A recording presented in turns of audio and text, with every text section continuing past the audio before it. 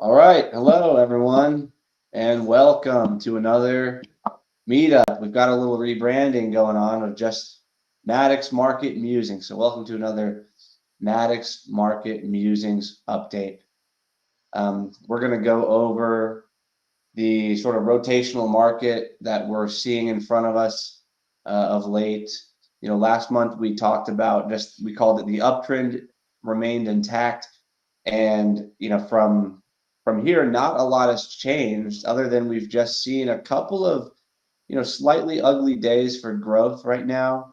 And we'll talk about, you know, what we're doing, how we're navigating that. And we've seen some, you know, value things take off despite that. So, you know, it's been a little bit tricky under the surface while the indexes have just plowed higher. But, you know, we'll get through it and we'll talk about more about what we're seeing. If it's your first time here, you know, welcome. You know, feel free to subscribe and like the video if you are enjoying it. So again, what we're about, you know, this is the Maddox Market Musings meetup that we're that me and Roy have been hosting for several years. We aim to educate and connect investors in a vibrant and active community where we focus on individual stocks. We know that with technical and fundamental analysis and concentrating in individual stocks, you can make a real impact on your financial life. And, you know, that's what this community is all about. It's trying to uncover those and, you know, hopefully learn along the way. A lot of what we talk about is grounded in this How to Make Money in Stocks book by William O'Neill. So a lot of those key concepts are going to be in that book. If you are unfamiliar with that, we highly recommend it.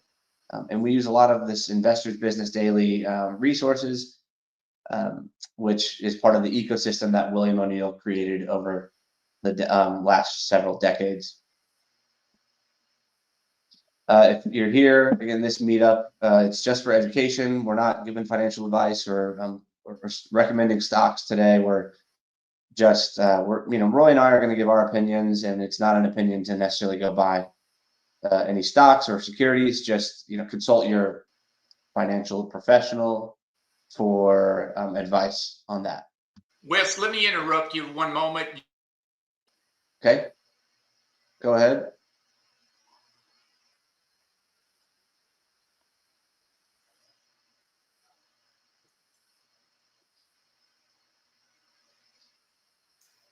All right, Roy, I think you cut out there. So I'm going to keep going for a little bit until you. Oh, Roy, sorry, you cut out for a second. What can I do for you? What were you going to mention? Oh, pulling that up. The audio is spotty. Is it? I don't know if it is for everyone. Oh, didn't want to see that. Let's see. Is the audio spotty for anyone else on the live stream? Great on my end. Joseph say yes. Interesting. Okay, well, you know, we're just going to plow forward because I don't really know what we can do. We're going to hope for the best and hope that it continues fine for everyone. All good. Looks good. Okay. So hopefully it fixes, Roy, on your end quickly. But all right, we'll keep going. That CAN-SLIM acronym, we talked about that, I think, on the last slide. It's this key criteria that we look for in stocks. It's boiled down to these 7 things that are listed here for CAN-SLIM stocks. So, you know, again, that's in that book. Familiarize yourself with this.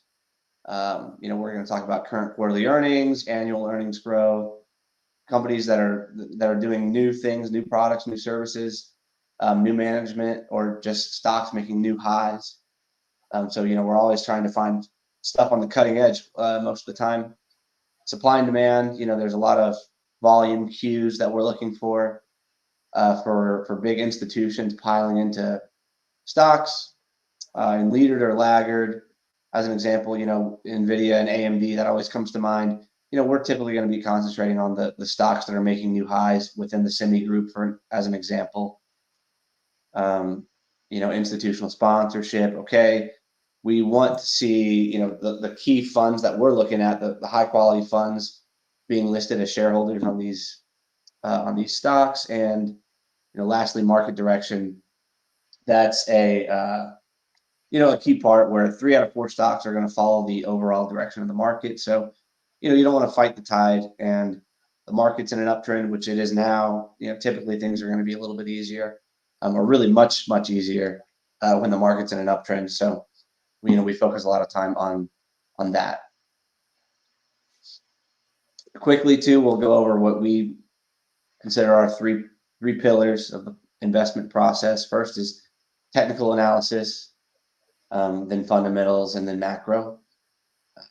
Kind of in that order, because a lot of times the technicals will tell you, when to act and how to act, despite your opinion on what you think the fundamentals are. So, we primarily are going to trade off of technicals, and that's, again, talking about trend. Sometimes it's price phase and MACD for momentum things, but really it comes down to trend. A lot of other subcategories of technical analysis we'll talk about in this presentation are breadth and sentiment. We won't really give ratios, but I will talk about a little bit of relative performance things as well. So we'll get into a lot of that later on. Okay, so the next pillar being fundamentals. We just went over that CANSLIM acronym. It's so important. It's it's a really simplified way of looking at things, but very important nonetheless, because these are the key markers of true market leaders. So that's why we kind of want to emphasize this CANSLIM acronym.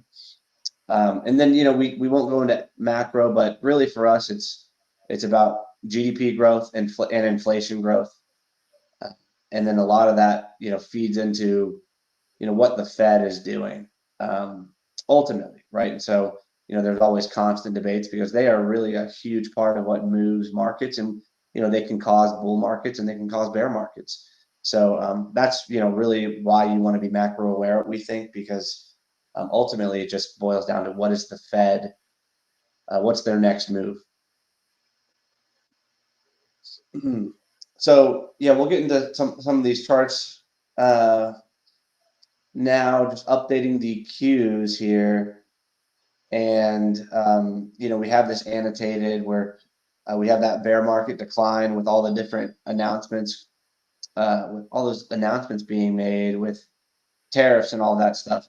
Then we have the follow-through days marked, 2 in a row. Those were signals for us to start getting invested again, off the low, despite all the fear of the tariffs coming back, or it's not settled, or whatever it might be. It didn't really matter. We forced ourselves to start buying there. You can see where we have a power trend marked. So generally, this seems to happen very consistently too. Right when it starts, okay, you are at risk of this short-term pullback, and we had that for a few days. But the key thing here is it does signify, we think, a slightly easier dollar environment, an easier trading environment that we're entering when that power trend begins. And that can be, a few months. It can be, I think the longest one was maybe 6 months or something, or maybe 10 months. I don't know the longest one, but the point is, it's basically telling you that, the trend is strong to the upside. In the long run, or in the long term, it looks like this trend still remains very much intact. This is very positive action. This is the Monday after we bombed Iran, and we opened lower and we reversed higher, right? And then we followed through the next day. It's signaling, okay, get out of the way. There's a lot of things underneath this market that are pushing it higher, regardless of all these news items. Here we had the big, beautiful bill pass right here. Just wanted to point that out too. We gap lower, and today, was kind of a flat day for those indexes. I wanted to point out here, so those Qs, back here, they look relatively orderly on this move up, from 525 to 550, up 5%. Well, the FFTY, which is a good indicator of those are the things that we're trading in a lot of times, right? It's these stocks that happen to be in the IBD 50 index. You can see while the Qs have kind of just plowed higher, we've had some of these days where we've had, it's ultimately stair-stepped higher, a little bit, the FFTY, from this day, not a whole lot, but you've had a lot of volatility over the last couple of weeks. And that's where we've seen some of that rotational stuff going on where, these are growth names. So these growth names got hit maybe 3.5% on this day, just 5 days ago. And then we rebounded, right? Meanwhile, I think the Russell was actually up that day. And so, under the surface, we're certainly seeing some churning in the leading stocks and what was leading, I guess, out of the bear market. Here's that day, what I think when we had that ugly FFTY day and where the Russell was actually up almost 2% at the highs and ultimately closed maybe up 1%. So you've just seen very marginal rotation for just a few days. But if you're paying attention, you felt it. People are most likely underinvested in this Russell index.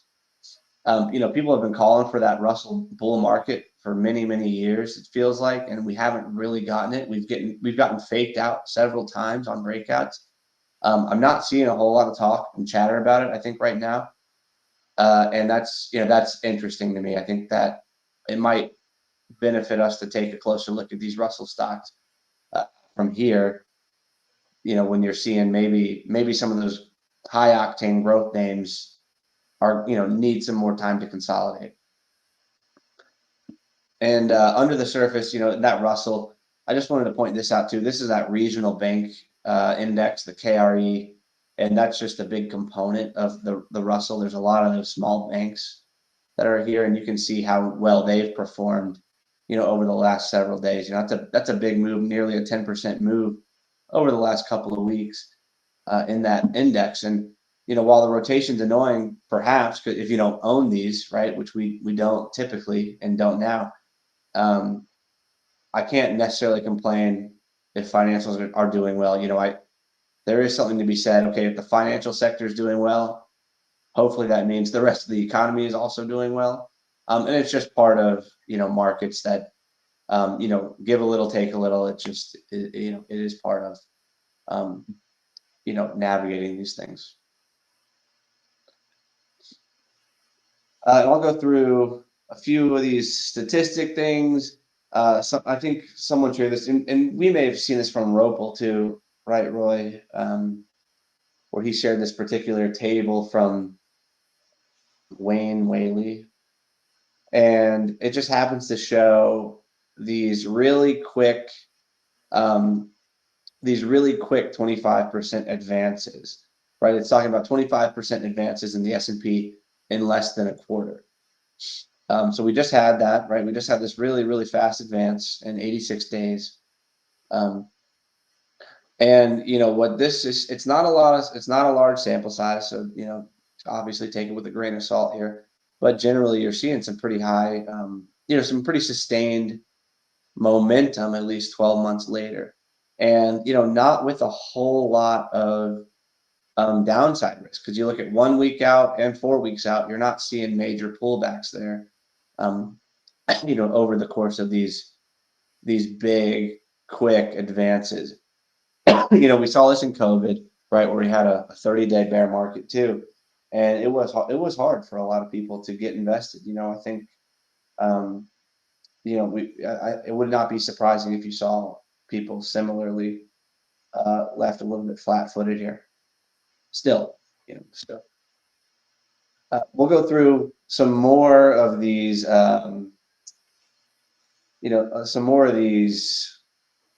Statistics.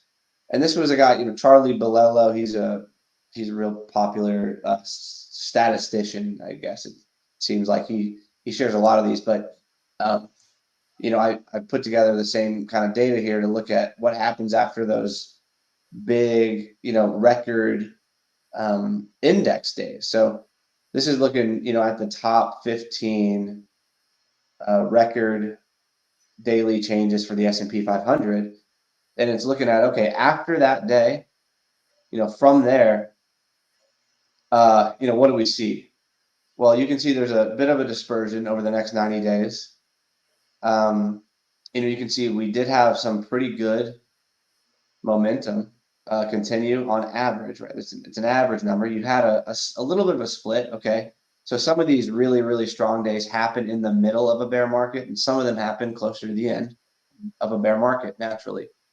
But, on average, we have a pretty good 90 days after these record days, and we just had a 14%, continuation from that record day in 2025 right here, 14 days, or 14% through 90 days.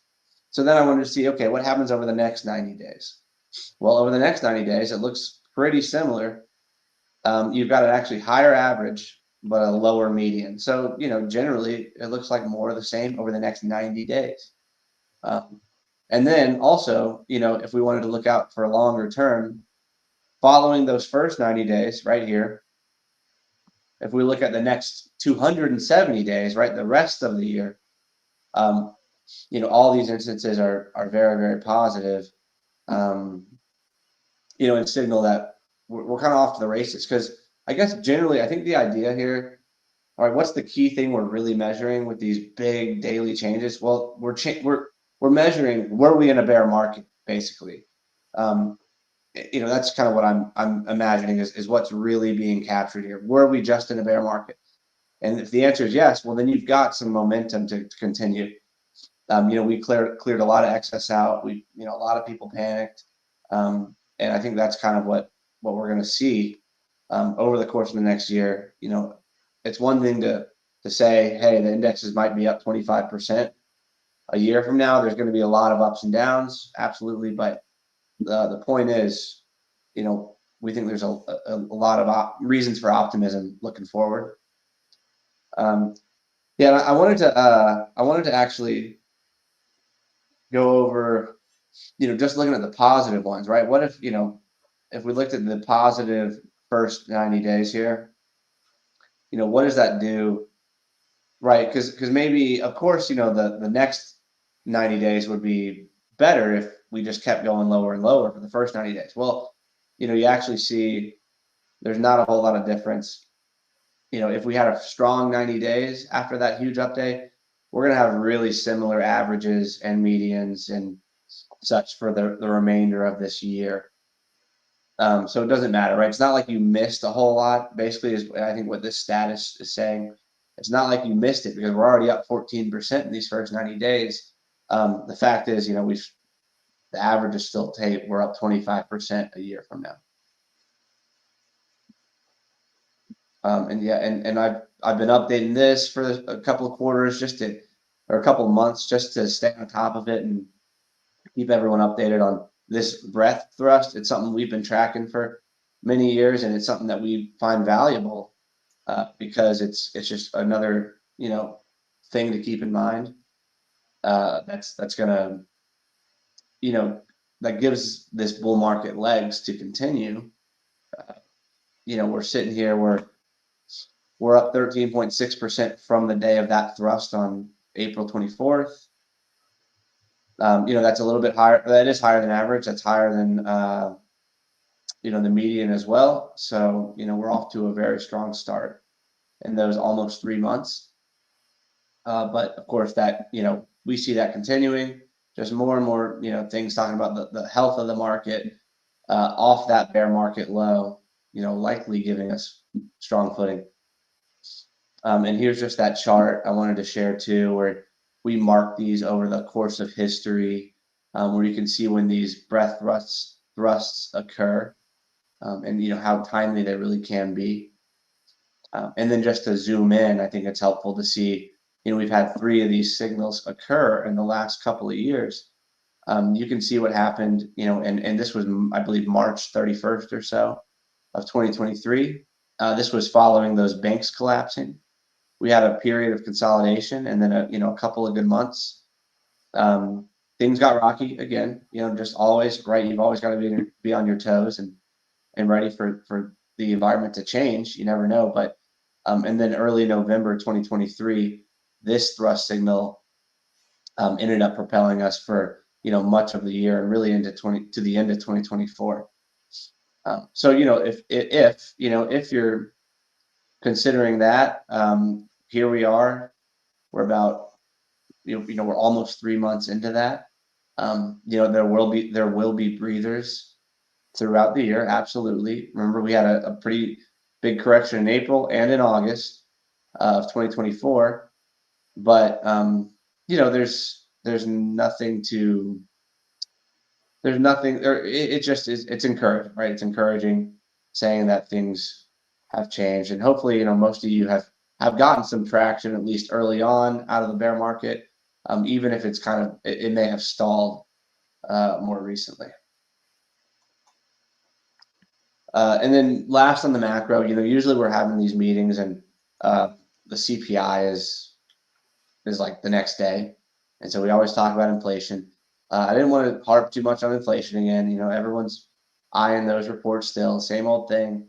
The 1 year and 2 year, those are those price in those Fed rate cuts, and there's not a whole lot different here. They're both hovering at 4%, so that's pricing in some cuts.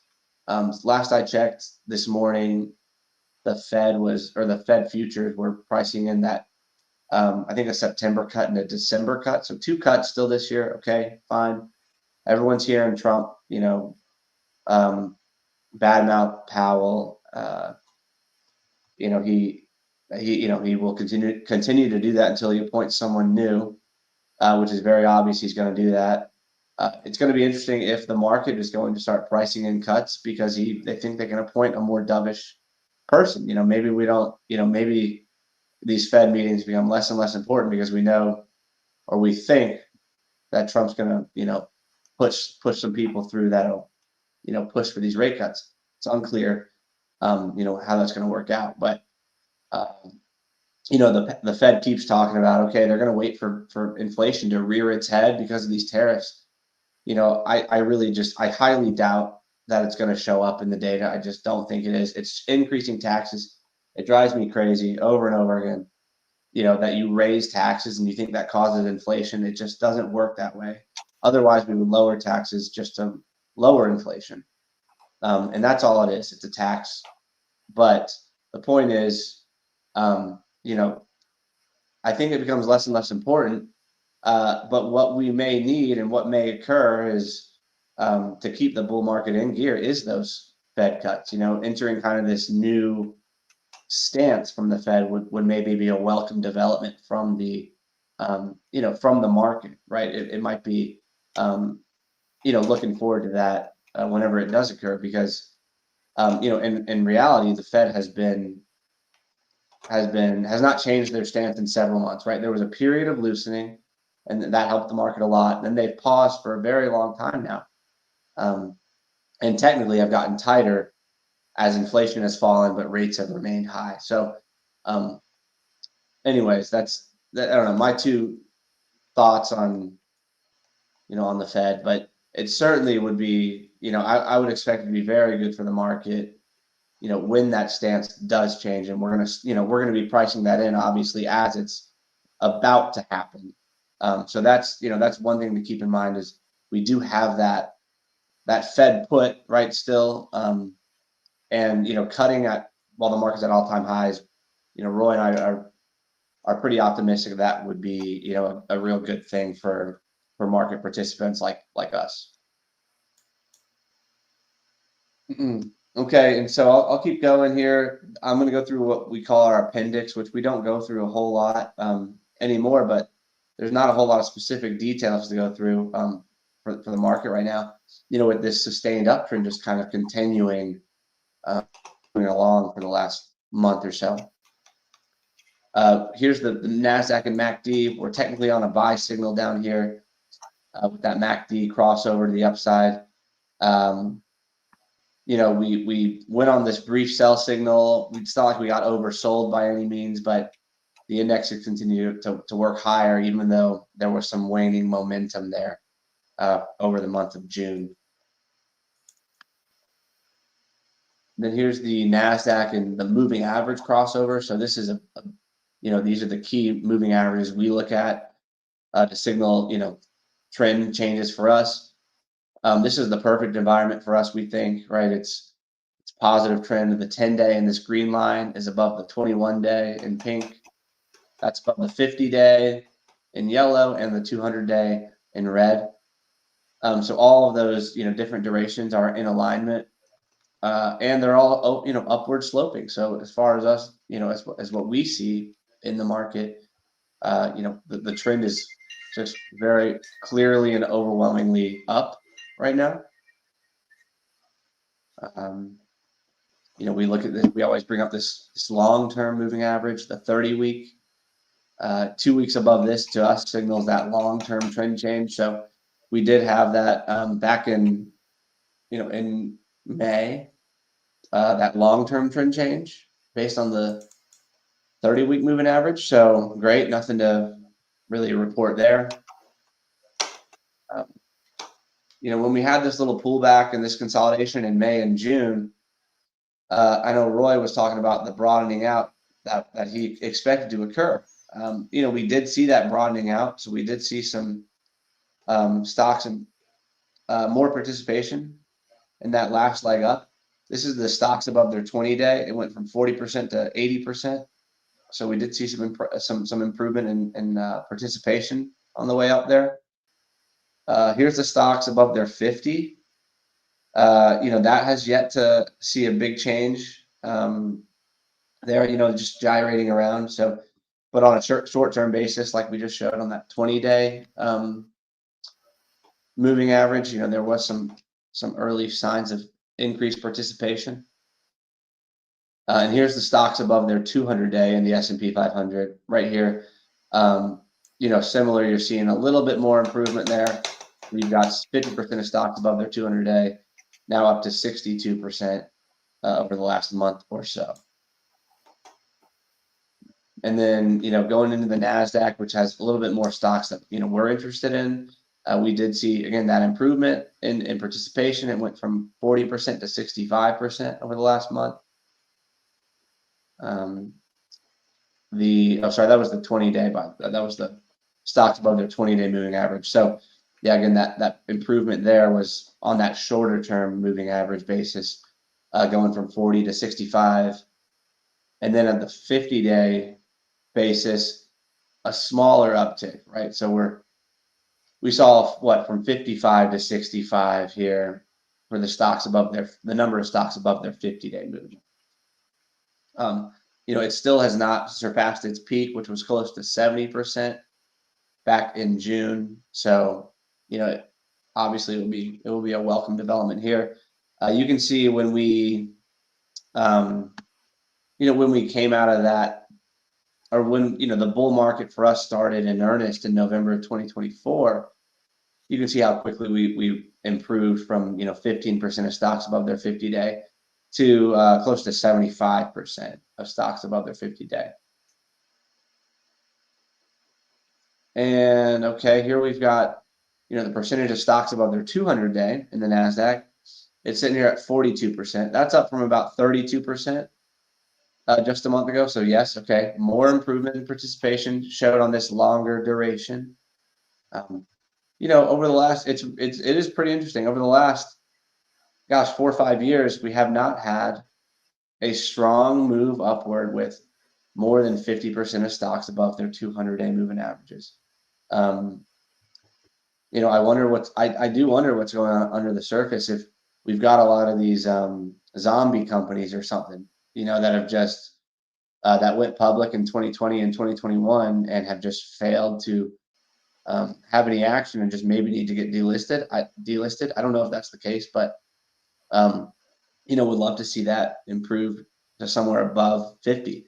You can see in July, actually, when that happened, we had that brief moment where that improved above 50% and made a new high really in that participation gauge. That was right at the top in July 2024 before we had I think 13% correction in the Nasdaq. So, a little bit more on breadth. Okay, we've got the stocks making new highs in the Nasdaq. That is picking up. Okay, it's been a healthy market basically since May 12th. This day where we gapped above the 200-day on the indexes. I don't think particularly noteworthy here. There's not a lot of new lows. There's more new highs. That's signs of a healthy market. Here's the New York Stock Exchange. Same thing. We've had this new high number outpacing new lows for a few months. Exactly what you want to see in a healthy market. Based on the oscillators here, right? This is our preferred overbought, oversold oscillator, the McClellan oscillator. Looking at the New York Stock Exchange, we were overbought a little bit for a couple days there, and came back down today. So we've worked off some of that overbought condition. Same with the Nasdaq. We were slightly overbought in that Nasdaq McClellan oscillator, and we worked that off a little bit today. We're just chopping around and consolidating, and it's yet to be seen if it requires a worse correction to set the stage for the next leg.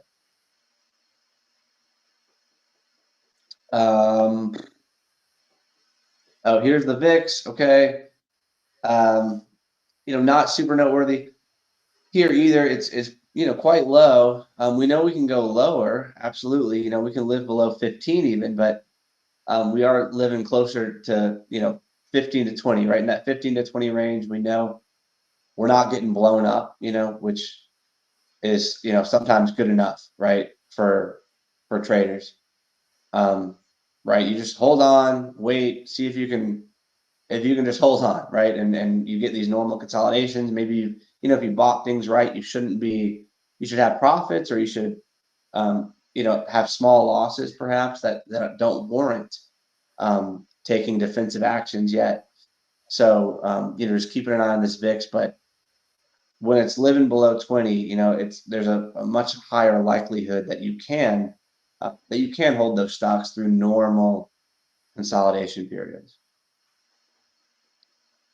This is a sentiment indicator that Roy and I have been watching for many years too, and this is probably the most concerning thing we see in the market right now. And it's no matter how we can slice it, this has done a pretty good job of calling periods of time where we've needed to be a little bit cautious. It doesn't always turn into something large, but this is by the way, it's a survey. I don't know if I mentioned it. It's a survey, right, of how long active managers are. And so, the danger zone gets to be the point where active managers are 100% long. Because, you can't get, you can, but this survey generally just tops out somewhere north of 100. That reading's at 99.3 right now. And you can see, at July 2024, that was a timely warning. In March and April, it was a timely warning when we were above that. In December of 2023, we had a 1 week pullback. Okay, but that would have been nice to avoid as well. And then here in July of 2023, it was also a very timely indicator going into a steep decline there. Further back you look, you can see there are some several periods in a really, really powerful bull market, right? You're seeing that hit above 100 several times in a 6-month period in 2020 and 2021. So it's not like all bets are off, right? Because we're sitting here at 99, but that's flashing warning signals to us, for sure. But like I mentioned with the VIX chart, the whole point is, are we able to hold through anything normal?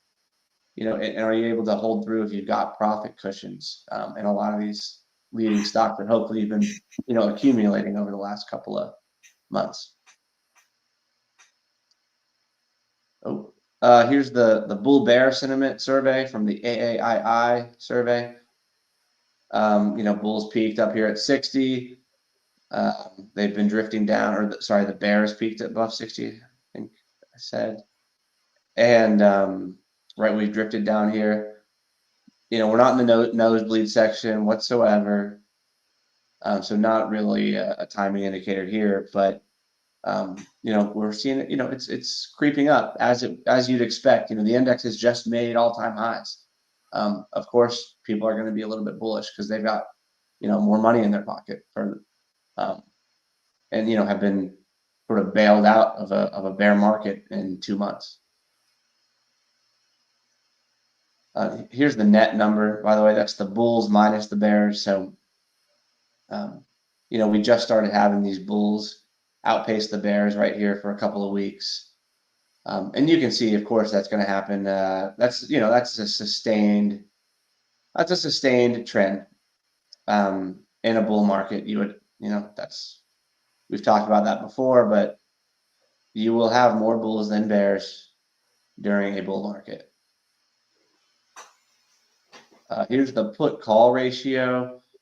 That complacency number here for that put call ratio is in that red line. The spikes, indicating peak fear right here above 1.15. A real good sentiment indicator at those extremes. Even right here in May, that was a pretty good indicator when we got deep under the red line. And then we had that pullback for a few days. For now, it is hovering near the red line. It's picked up a couple of days now. I don't know if it's as actionable, but I hope to heed the warning. If we were to get deeper into that complacent number again. Here's the high yield spreads. Another kind of fear credit market type of indicator as it spikes. That's indicating trouble. Obviously spiked in that bear market as people thought global GDP activity was about to come to a screeching halt as Trump acted like he was going to actually enforce tariffs at 50% plus. Clearly that's not happening. He's not willing to let that happen. And this, is showing, okay, the credit markets are repairing. One thing to think about too with this, back in the complacency, camp, right? The NAAIM, okay, that's at 99. That put call is a little low, but not alarming. When we did see this high yield spread number come down to that 2.6 number, we saw it, putzing around down there for a few months. That was the lowest it had been in like 17 years, I think, since 2007 or something. And so, keep that in mind too. This is something else we're going to look at for extremes, because when you haven't seen something priced to more perfection than, in 20 years, that's something to obviously should raise alarm bells too. So right here, I would be comfortable here, right? I don't really want to see things get to those extreme levels, obviously. And then you have to, figure out how to navigate through it. Okay, a few more charts, and then I'll hand it over to Roy to go over stocks. But this is the ETF of the whole world x the US. Just wanted to emphasize that the whole world is participating, right, in this new bull market. There's a chance that a lot of some of these foreign countries in this index, they might be benefiting from a weaker dollar. The dollar has gotten crushed in the start of this year, so that's probably helping a lot. But it's a broad-based bull market that we're in right now. For Roy and I know we've been talking about Bitcoin for months and years, really, but this is the best chart that we see right now in the market, in all markets. If you're buying breakouts, it's a 7, 8, 9 month, whatever that is, 9 month base where it's gone sideways, and we have this elongated cup and now this handle with a number of violent shakeouts with a nice shakeout there and quick rebound above the moving averages here. And we've just been consolidating. So, this is, as far as, actionable ideas, this looks like the best actionable setup right now based on the chart. And, you do wonder if that big, beautiful bill is actually, now that it's actually passed, I mean, I guess I don't see how it's not that's not inflationary. That should certainly be inflationary based on the deficits. Oil, just for the macro background, of course it spiked. Of course it spiked as the tensions were flaring in Iran. Likely this is calling a pretty meaningful top right here. That was a really, really impressive 2-day down move from 78 to 64. So, it's nice to, one thing other than the war in general, obviously, you don't want to see oil, picking up to the upside and then just adding another variable that the Fed's looking at, right? To say, well, oil's up, that's going to flow through to higher inflation for this, the next several months, but it looks like that's a meaningful top, which is a welcome thing. Gold's still in a bull market, but we'll see. It's not something we've been able to trade very well, and it does look like it's a little bit toppy. It looks like there's some toppy action here. You see these big red bars piling up too, and that day in particular, it's not really you could obviously you should protect yourself, right? If you own it, it'd be very easy to protect yourself with that low. For one, breaking you're perhaps breaking below the 50 right here. That's a great stop. And if it's something that you've traded well, that's a great time. I think probably would be a great way to ring the register right there. And then otherwise, you just sit here and wait now till it takes out these highs. If you're a trend following trader and a breakout trader like most of us here. But it's kind of unclear that this is going to, continue. Here's that long-term gold chart that we were talking about for 3 years too. And then ultimately, with these several kind of fake breakouts, you see where we were poking above the breakout level. It actually finally went, and we did not participate, but it's had a great move. That asset's had a great move, and been a really good performer, especially during that bear market that we just had. So, really, really great action from a massive base. What's probably happening too, a lot of what we saw with that gold move, these charts look like the complete opposites, huh? Gold up and to the right, and then the dollar down and to the right. Clearly the weaker dollar is, gold's been a beneficiary from that. And the next question maybe is like, okay, well, why isn't Bitcoin a beneficiary? Well, arguably Bitcoin's not really a currency. That's one thing. It's, even though it's literally cryptocurrency, it really acts more like a commodity, as we learned from Keith McCullough back in the day. But either way, we're seeing this dollar, unbelievable start to the year where it's down 13% from the highs. That's a really big move, not necessarily sustainable. I would be, I would assume I'd be looking for a bottom here. We've seen a lot of weakening in that U.S. dollar, and I guess I don't really know what to think as far as the implications. Everyone, it depends on what regime we end up being a part of, but everyone has different, I guess the correlations are all that matter, really. What's the correlation between the dollar and all these assets? Because it might be different depending on what kind of regime we're in. But man, that's been a weak asset for the last 6 months, and it's, it'll certainly be interesting to see what the whole stable coin ecosystem means for the US dollar. You know, people are in a couple camps about if it, you know, it may cement the US dollar, right, as the reserve currency. I think there's some justification for that. But anyways, enough of that. You know, I'm gonna end it there with these, you know, with those remarks, and just here are a few links for you guys if you're interested. Of course, this isn't clickable even, I don't think from your perspective, but some resources and, you know, me and Roy's contact info if you wanted to reach out. From there, though, I'm gonna end my prepared remarks, and you know,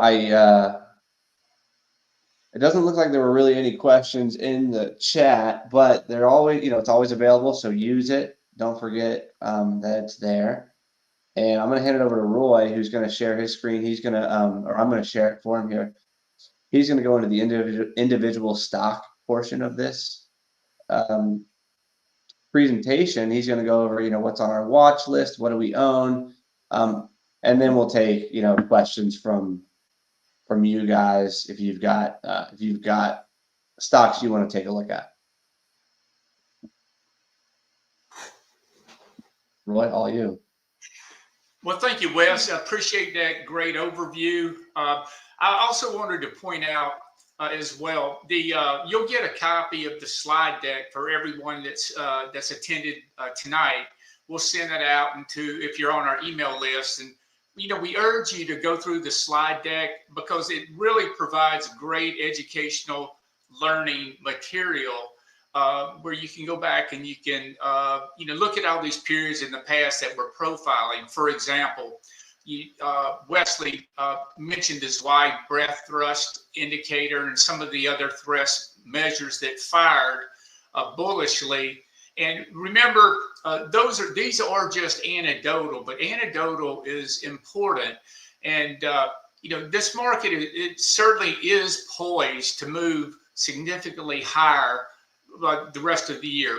But we will have some pullbacks. We will have some drawdowns. That's just part of the process. But what we're trying to do is have enough profits built up in these leading stocks so that you can get a normal correction, not get shaken out of your positions, and then participate as these stocks, you know, make higher highs and higher lows, you know, in the future. I would point out to you that, you know, the economy is just throttling ahead, and there is quite a debate on Wall Street and with Trump and versus the Fed right now, where Trump thinks that you know, interest rates should be significantly lower. Well, perhaps they should.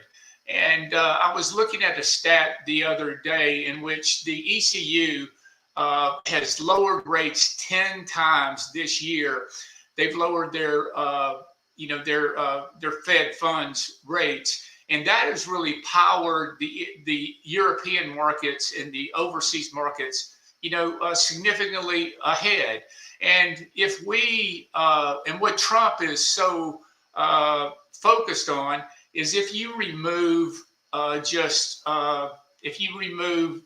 rent from the, you know, from the inflation numbers, then our inflation would be it would be 1.9%. And so that is what the ECU is currently running. So, you know, using that same analogy, that suggests that rates, the short-term rates, are about 2% too high right now based on the inflation that's currently in the market. Now, when the Fed lowers rates, that's going to turbocharge this market. So, you know, we think that, you know, we think with the earnings that are going to come in with the companies and the productivity that's going to be realized because of AI, that the valuations are going to expand, multiples are going to expand, and, you know, you'll have more broader participation in, you know, all these stocks in the market. So get ready for a great second half of the year, despite the inevitable pullbacks that are going to happen along the way. And, you know, the dilemma that we have and that you should have right now is that the market has been very, very rotational. And it's been very, very difficult to ride and to get from point A to point B without getting bucked off the horse. And so that's what we're trying to do is stay in this market and stay in the leading stocks until the environment becomes so easy and so crystal clear that, you know, that the upside will just take care of itself. So we are very, very encouraged in terms of what might happen in the second half of the year based on the things that I just focused on before. Now, this is a list. This is our buy list, and this is representative of what we spent. We spent hours and hours and hours trying to find the stocks that we want to purchase in the stocks that are currently setting up. So I wanted you to have this because this will provide a shortcut for you so that you might do your own research based on you know, this information that we're providing with you today. So take a screenshot of these, and they're in alphabetical order, no specific order. Take a screenshot. I'll move down, and you can take another screenshot.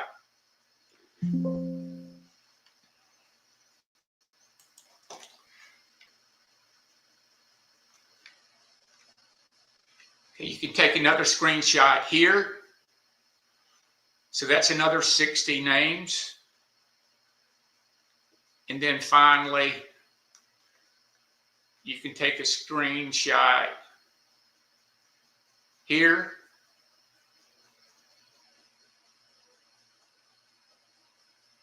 And finally, here.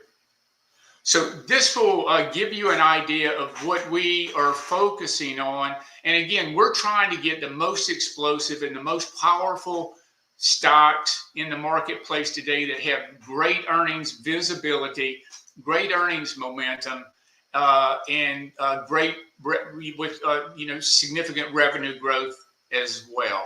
So, you know, that's where the true leading stocks come from. That's the magic elixir. Those stocks that have accelerating earnings, great numbers, strong margins, a high return on equity, and those are the stocks that you should constantly be focusing on. So another popular part of our segment is actually showing you what we own. So let's take a look. This is our portfolio. Let me pull this up.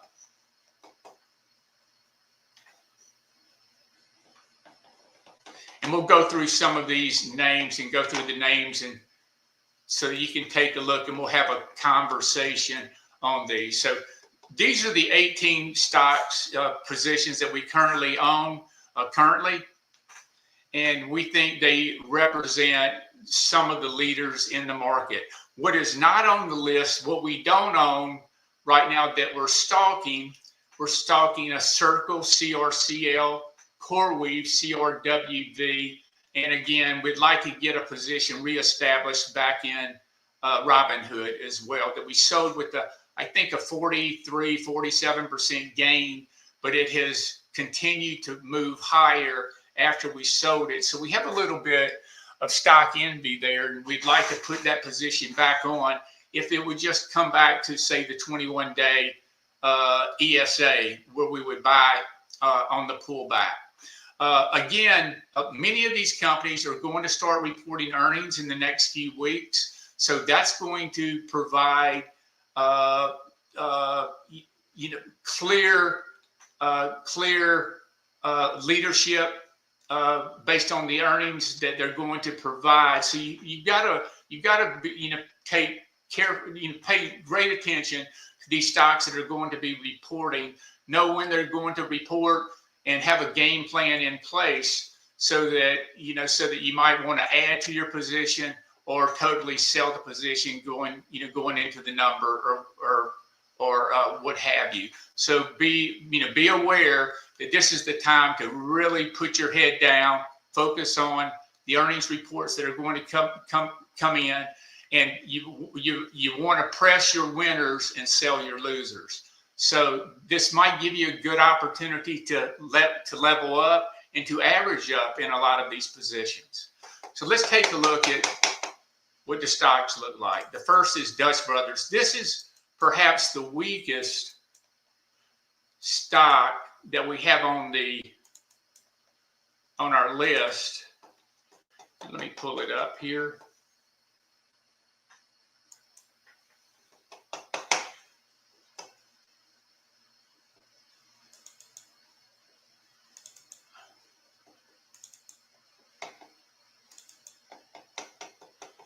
There we go. Okay, so this is Dutch Brothers. You can see that it's got really great earnings and great revenue numbers. And you can see the nice cup and handle formation that the stock is putting in right now. It's a very bullish chart when the stock breaks out of the handle to the upside. And but right now the stock is pulled back on light volume, but it's found some support right here at the 50-day. We did take a little bit of this position off yesterday because we don't want to hold our weakest position when the stock is slightly below the 50-day. Just because the 50-day is below the 50-day, by no means does it mean that you should immediately sell the position. But for us, it raises a caution flag. So until the stock pops back above the 50-day, it's definitely deserves to be on the watch list closely. So, it's going to find support right here, or your downside is potentially that 200-day. So you don't want to ride that stock down another 15% from here. So it's right at the idea where you would make or break it in the position. Now, again, what's most attractive? Notice where the earnings were up 56% last quarter, 75% the quarter before, and you can see the stock is starting to accelerate their numbers. Great revenue growth, very solid revenue growth, and we understand that this franchise is packed, just like a Chick-fil-A. When you go through a Chick-fil-A, there's always a line. But we don't have one here in North Carolina, so we haven't visited one personally. That's the growth outlook too, right? That's the good thing. But they haven't not expanded a whole lot across the country. But Jose just happened to mention. I figured I'd put it out there because we love stocks making all-time highs, and so that time frame is also helpful. It's a big reason why we liked it too, right? Like why it hit our radar the first time. Well, for one, it's been an IPO, but you look at that, you look at the all-time breakout in February of 2025, right before the bear market started. That would have been at the top of our buy list, right? Because it was making all-time highs, new company, new concept, growth. Cookie cutter type of name. We've seen those before, right? Everyone's looking for the next Chipotle. Whether or not you get that, who knows? But it's who knows. We're gonna cut it if we have to, though, as Roy mentioned, anyways. And Jose, thank you for that clarification, or the move to the weekly. The weekly and the monthly they're very, very important as well. Particularly the monthly is useful when you look for stocks that go into all-time high territory. You can clearly see that better, and we'll actually pull that up on Coinbase here next, so you can see what that looks like on the monthly. But this is really a great chart looking at it from a weekly perspective. So when you look at, when you extend the duration of the chart, it makes it less noisy, and it also provides you a better view, so to actually keep you in the stock. So that's really what you want to do. You want to be able to stay in these stocks as long as possible while they as they exhibit their growth numbers. So that's important to look at the duration of the chart. So there's Brothers right there. So this stock breaking back above the 50-day would be certainly a place where you could add to your position or initiate positions if you're not in the position. And by the way, one disclaimer: none of these things that we're talking about today are really financial advice. We're just telling you what we're doing and what Wes and I are doing. But be sure and consult your own financial advisor or make your own investment decision through after conducting your own research. Okay, the next, which we're very, very bullish on Coinbase, and Coinbase is the only stock in the crypto area that's in the S&P 500. So that's a lot that's going for it. Fundamentally, what makes the stock very, very attractive to us are the numbers. And you can see that the earnings estimates next year are expected to grow from $5.23 to $7.76. What makes the stock attractive on a fundamental basis is they're actually the custodian for 11 out of the top 14 Bitcoin ETFs. They also get 15% of their business from Circle and from a stable coin. And we think stable coins, clearly this is the can't miss app in the crypto world. And this is going to circumvent really what Visa and MasterCard have done on a global basis, which is very expensive, but they certainly have scaled beautifully over the last 30 years. But we think that an innovative company like Coinbase with stablecoin can usurp the prior leaders in the business. And so they've got stable coins, they've got new offerings, they bought an option firm that clears options worldwide on crypto. So it's really the dominant franchise in the business. So you can see this company has got great revenues. They're doing almost $10 billion in revenue, so it's not a small firm. And you can see how the stock has just moved up after it was announced that it moved into the S&P right here during this date right here. So the stock is powered ahead. Now it's consolidating. It came back to the 10-day, and we bought this stock only 3 days ago. And you can see the stock now, it's got support at the 10-day. Take a look, as Jose pointed out, those weekly charts. Take a look at it on the weekly. And this is what it looks like on the weekly. And also you can take a look at the monthly chart. And here is why it's so impressive to us.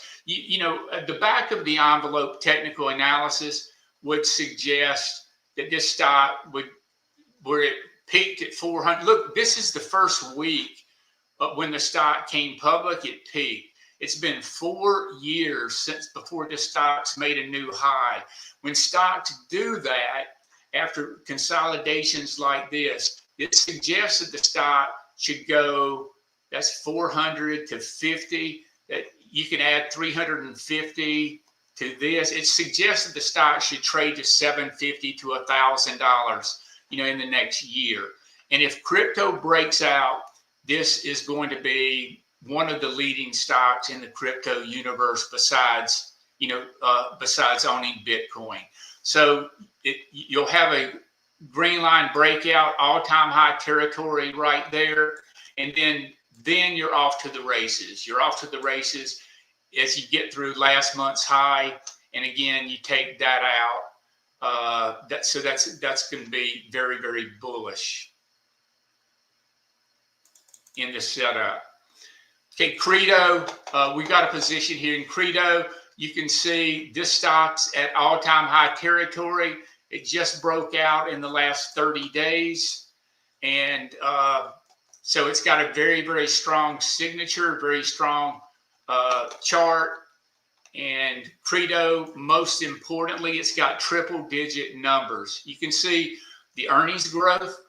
Look at this earnings growth, guys, up 233%, 600%, 525%, 400%. So you've got, this great, this is the magic elixir where you got accelerating earnings and you also have accelerating growth. Look at the growth numbers, 59 million to 72 million to 135 million to 170 million. You can see you pretty much had this lockout rally. And again, we think that this is just getting started here. So it's just getting started. It's just made a move to all-time high territory. So you would think that, the technical suggests that this stock could be $120 to $150 stock, over the next 13 weeks. So you've got great numbers, you've got great margins, great return on equity. You want to see, O'Neill, came to the conclusion that the top stocks have return on equity, and that's utilization of your earnings and utilization properly of your capital of 21%, 21.9%. O'Neill liked to see 17%. So it really meets all the criteria of a leading stock. So this is what you went through. It was in a prior uptrend. You had that big correction, the turn, and now this is a proper time where you should be invested and buying a stock on any consolidation. You can see it's holding the 10-day, which is the green line. The strongest stocks hold the 10-day, and there might be a shakeout in the next few days where a number of these growth stocks come into the 21-day, and they should find support there at the 21-day based on the current chart pattern, based on what we projected with earnings, and based on the market environment. So definitely one of the strongest stocks in the marketplace today. Crowdstrike, which is one of the premier security companies, and by the way, again, these are the stocks that we have in the portfolio currently. We don't think that this has we think this is an inning 3, inning 2 of a 9-inning ball game. So you can see that it just broke out. This is the sell-off, and this is what you had to contend with in that bear market. Fortunately, we avoid most of the damage in the bear market, and I think the Nasdaq was down 27% from the high to the low, and our drawdown was, I believe, 7%, which is very, very admirable based on the uncertainty and based on the risk that you had to manage in real time. You might look, and I think you'll find out as you look at a lot of these stocks that we're going through tonight and some of these leaders, it appears that there really hasn't been much progress, but these are stocks, or we believe, are just building the base for the next move, higher. So this is one of the leading security companies out there. You can see it doesn't have the numbers, but we think of those 25% numbers and that we'd like to see from an earnings perspective, but it is one of the leading security stocks in the market. And we think it's important to own one of these stocks, either Fortinet, Zscaler, Crowdstrike, Palo Alto Networks, or Rubric. Those are the 5 that we follow closely. And we own Rubric, and we own also Crowdstrike. Wes, do you want to talk about the next one, DoorDash? Give me a break. Yeah, that's fine. Yeah, what to say? Well, this one, it's whatever. It's been an IPO too, right? It's been on our list. We see the earnings growth. It's one of those interesting, finally turning profitable, maturing tech companies, and it looks, you can see these bars on here just 1, 2, 3, 4, 5 days ago. where a lot of those had those, big sell-offs. All the stocks we own have that look to them, right? And now just consolidating a little bit more. We're happy to see the action just 2 days ago. The rebound. But look, we're in it for relative strength and earnings growth. It's one of those things that changes the way people live, right? Entirely.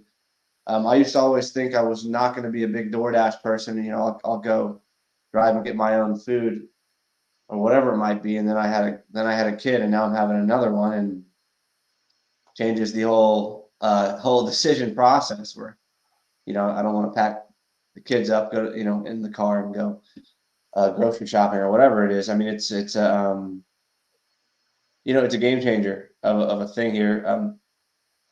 Whatever, there's fierce competition. Sure, Uber Eats is obviously trying to get after them. Instacart, in the grocery section, but the action is what got us in. That's pretty much it, right? It's making highs. It's been something we've been watching forever. And we've probably traded it profitably a couple of times in the last couple of years, I think. But we're back in it, 5% position. What all-time highs are at 300? What is that? All-time highs are like 256. And so this is what we're dealing with, though. It's just, is it normal action or not, right? Are you getting normal consolidations? Is it something? Are we going to roll? But for now, we're not taking defensive action. We want to hold on since we've got some cushion here. It's I do wonder about robo taxis or whatever that might mean for it, but maybe it's just a good thing for them. Maybe it expands margins. They start partnering with Waymo, or Uber. I don't know, but I guess the point is we don't have to worry about that really right now, anyways, because the action, the stock is working. The stock's telling us it's not a threat. We'd love to see this just hit the 10-day and continue. I mean, it's hit the 10-day. That would be the sign of a really strong stock. If it makes, comes in here and makes new highs within the next few days.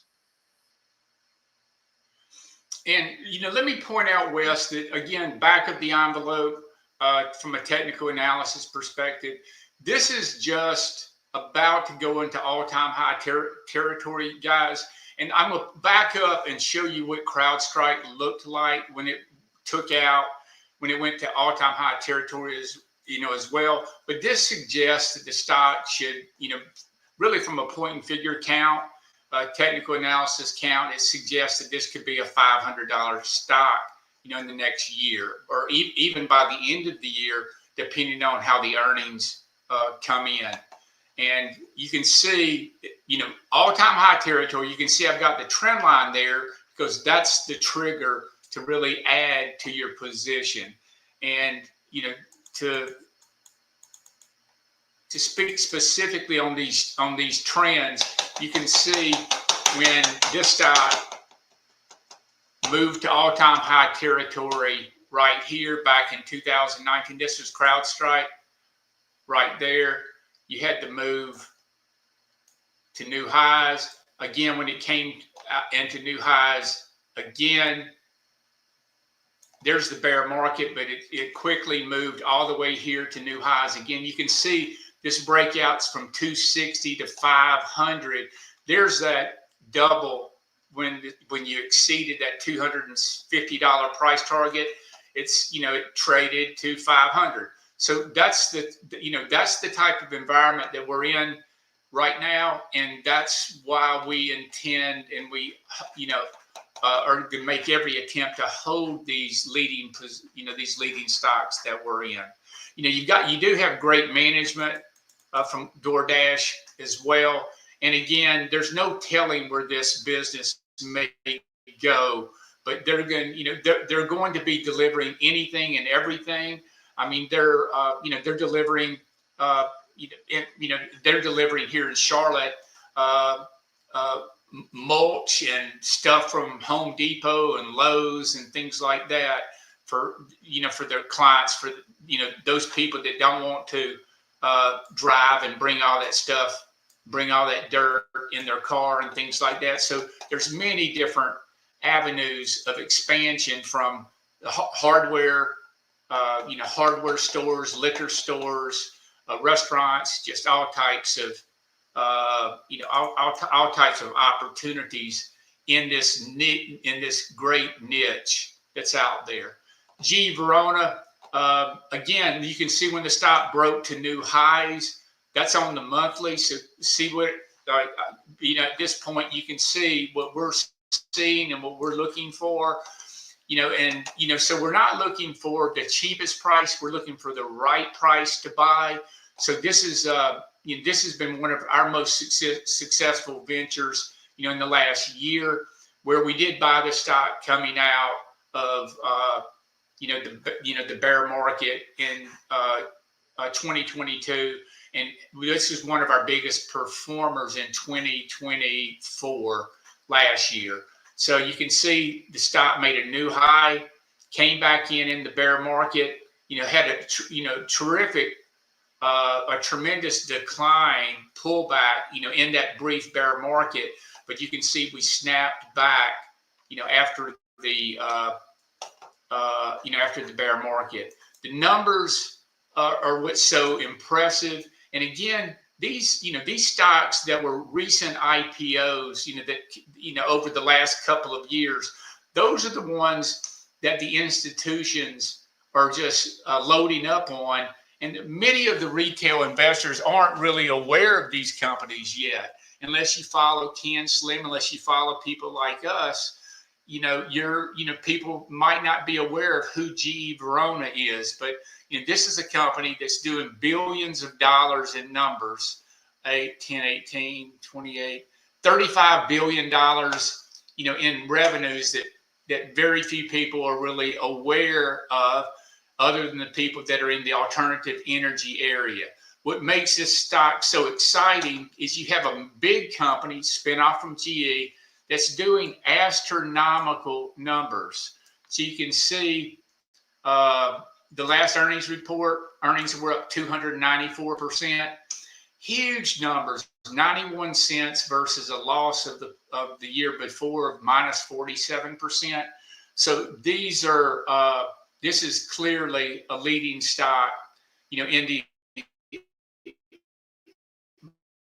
the market, and it just broke out to all-time high territories. You can see after the correction, broke out to all-time high territory about a month ago, about 4 to 6 weeks ago. So we believe that it's just setting up for to again achieve a significant move from here, because they are dominant in that alternative energy area. They are in they've got great exposure in improving the grid, as well as a major footprint in the nuclear area as well. So it's got what you're looking for, particularly with the big company. Bitcoin, which is for us, it's the only position that we have a 10% position in currently, and all the other positions that we're in there are 5% positions currently, but we do have a 10% position in Bitcoin. This just could not look better. And it's the only drawback is you're subject to really market accumulation or distribution. You're buying and selling demand because there's no earnings reports. But you can see this nice base, this beautiful cup and handle, and you really have a cup and handle within a cup and handle as well. You can see that you've got this cup and handle within this major cup and handle, and you can see it's getting really, really tight on the right-hand side as the right-hand development is occurring. And so this is just really, really poised that we feel like it's ready to go. And you can see that, you know, I have some alerts here. So when the stock takes out 60, if you're not in the position, and you know, if you're not in the position, it would, you know, it would be, you know, a question might be, well, how do I initiate a position? Well, you would buy a little bit, decide how much you want to purchase, and then do it incrementally, purchase incrementally. You could buy a little bit here, you know, maybe 1 or 2%. If it comes into the 50-day, you could add right there. That's where just a normal shakeout might happen. You could add another 1 or 2%, and then press it, taking out 62.79, and all-time high territory is 63.70. Once this gets into all-time high territory, I mean, game on. And this reminds us from a chart perspective, it reminds us when Nvidia broke out a few years ago, and it was one of our biggest winners in 2024. You know, everybody was watching it. You know, everybody was watching it. Everybody was aware and of these pivot points, but it worked. And so it's going to be interesting to see if this truly works, you know, or not. But let's take a look at the monthly. This is why it's so exciting for us. This is a great chart. It's in all-time high territory. The stock, you know, it had a nice move. You had the bear market, the rebound from the bear market, the consolidation going sideways, and you can see it's got 3 months tight right here. So just a little move to new highs is going to get this stock going, and you can see, you know, the next move of the stock is going to take you, it should take you to 120 to 150 on the move. So this is something that we think can move the needle for us, but you know, we're not going to take more than a 10% position because we have to spread out the risk. But Wes and I both have certainly other accounts where we've got, you know, 20% positions, you know, in this, and so we're involved in a big way, not just for the money that we have that we're investing alongside with all you guys, but other monies that we've had, you know, on the sideline as well. So, you know, great stock, looks fantastic, and it's setting up beautifully. Okay, the next stock, let me pull up the Magnificent, well, let me see right here, Magnificent 7. So this is really a placeholder for us. It's a Magnificent 7. So this consists of Apple, Netflix. I don't think Tesla's in this anymore, but Google, Amazon,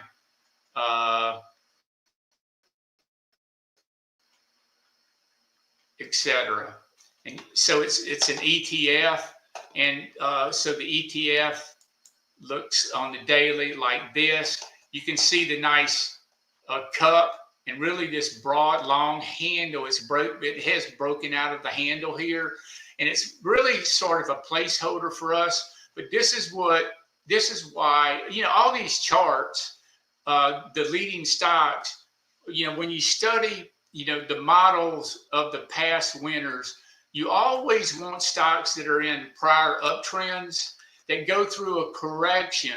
And here, you know, this is a major correction from, you know, 60 to 40%. But that was the bear market. And then the resumption of the trend. This stock really didn't provide, you know, an entry point until right here when it broke back above the 200-day moving average. So this stock is only 10% from, you know, higher from the initial breakout. So we think that it's not it's extended at all. But, you know, in a shakeout in the market, you know, you can certainly come back here to this 50-day moving average. So that's, you know, that's 8.1% from here. So you've got to keep that in mind. You want these stocks to hold the 21-day. The leading stocks, and that's the magenta line on this chart. You want the leading stocks, and you know, you want the leading stocks by their own design normally have buying accumulation at the 21-day. The 21-day pullbacks normally in the leading stocks in a bull market provide opportunities to buy or add to your positions. So, this stock's setting up beautifully and it suggests that we can go much higher as well. But, we have sold this position down a little bit because we have these individual stocks that we want to buy that we think have more upside than an ETF, but we do have a position, a small position here. Meta, same type of a signature, leading stock. There's the bear market, and imagine, imagine owning any of these stocks through a correction like this. This is just not palpable, and we are of the belief that buy and hold is a recipe for disaster, and you've got to protect your downside, and you got to recognize that the market and these stocks are in downtrends, and now it's in an uptrend. It's in an uptrend. Meta, the #1 leading stock in the Magnificent Seven, and if you follow the market closely, you certainly see where Zuckerberg is.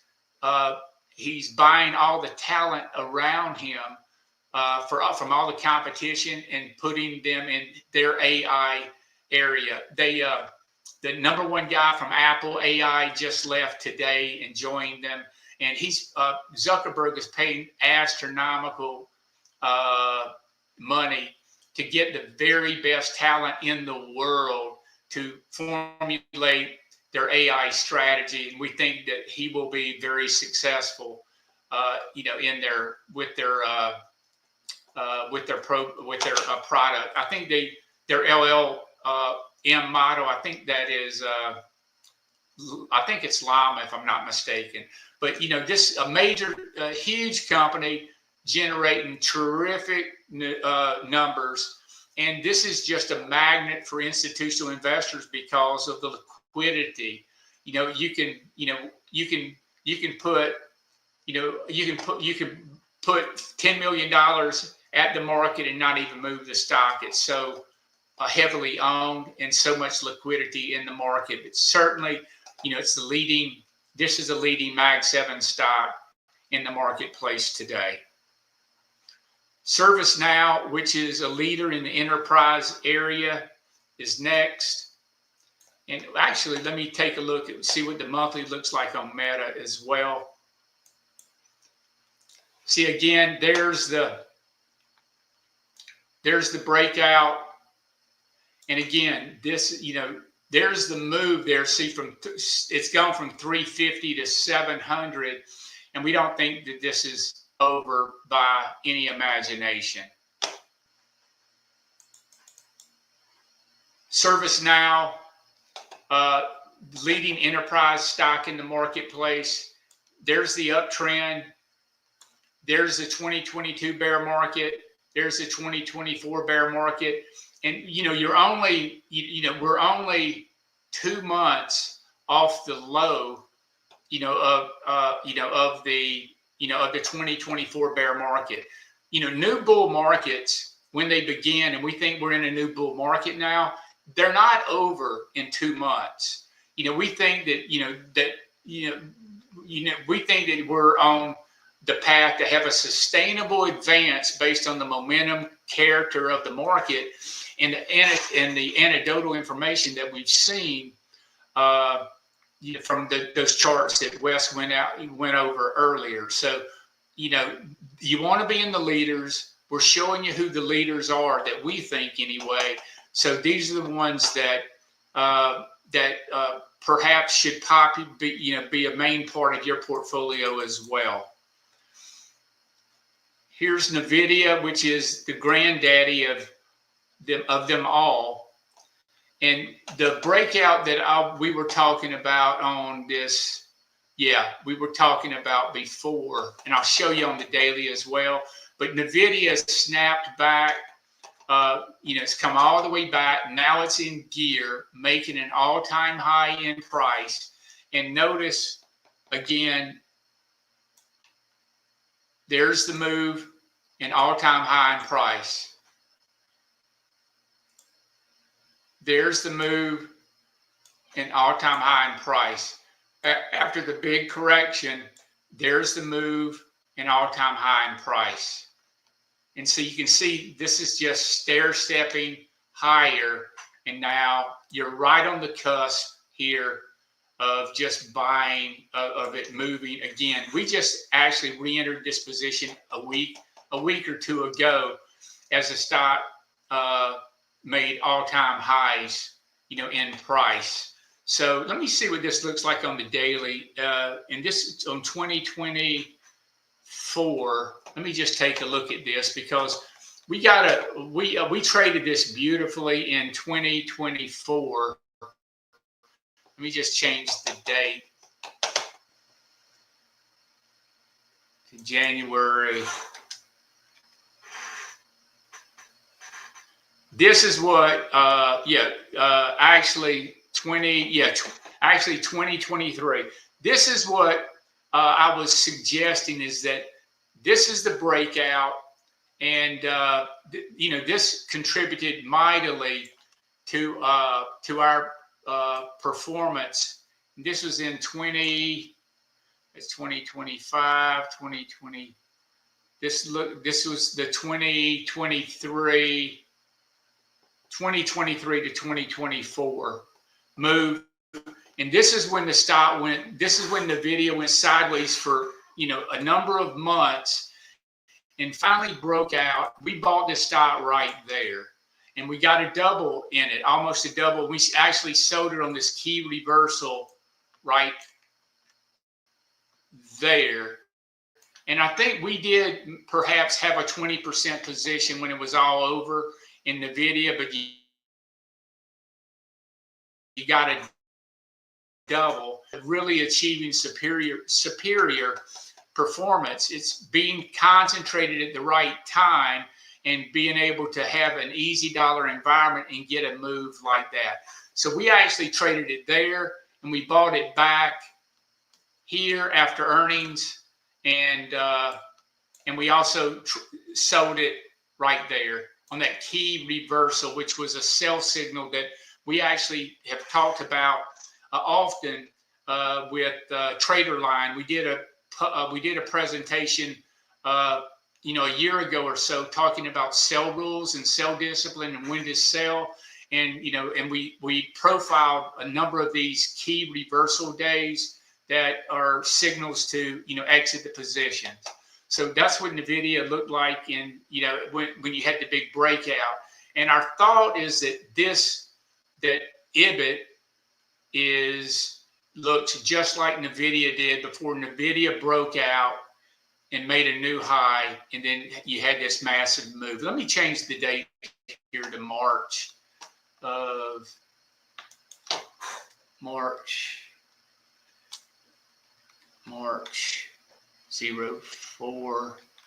2024.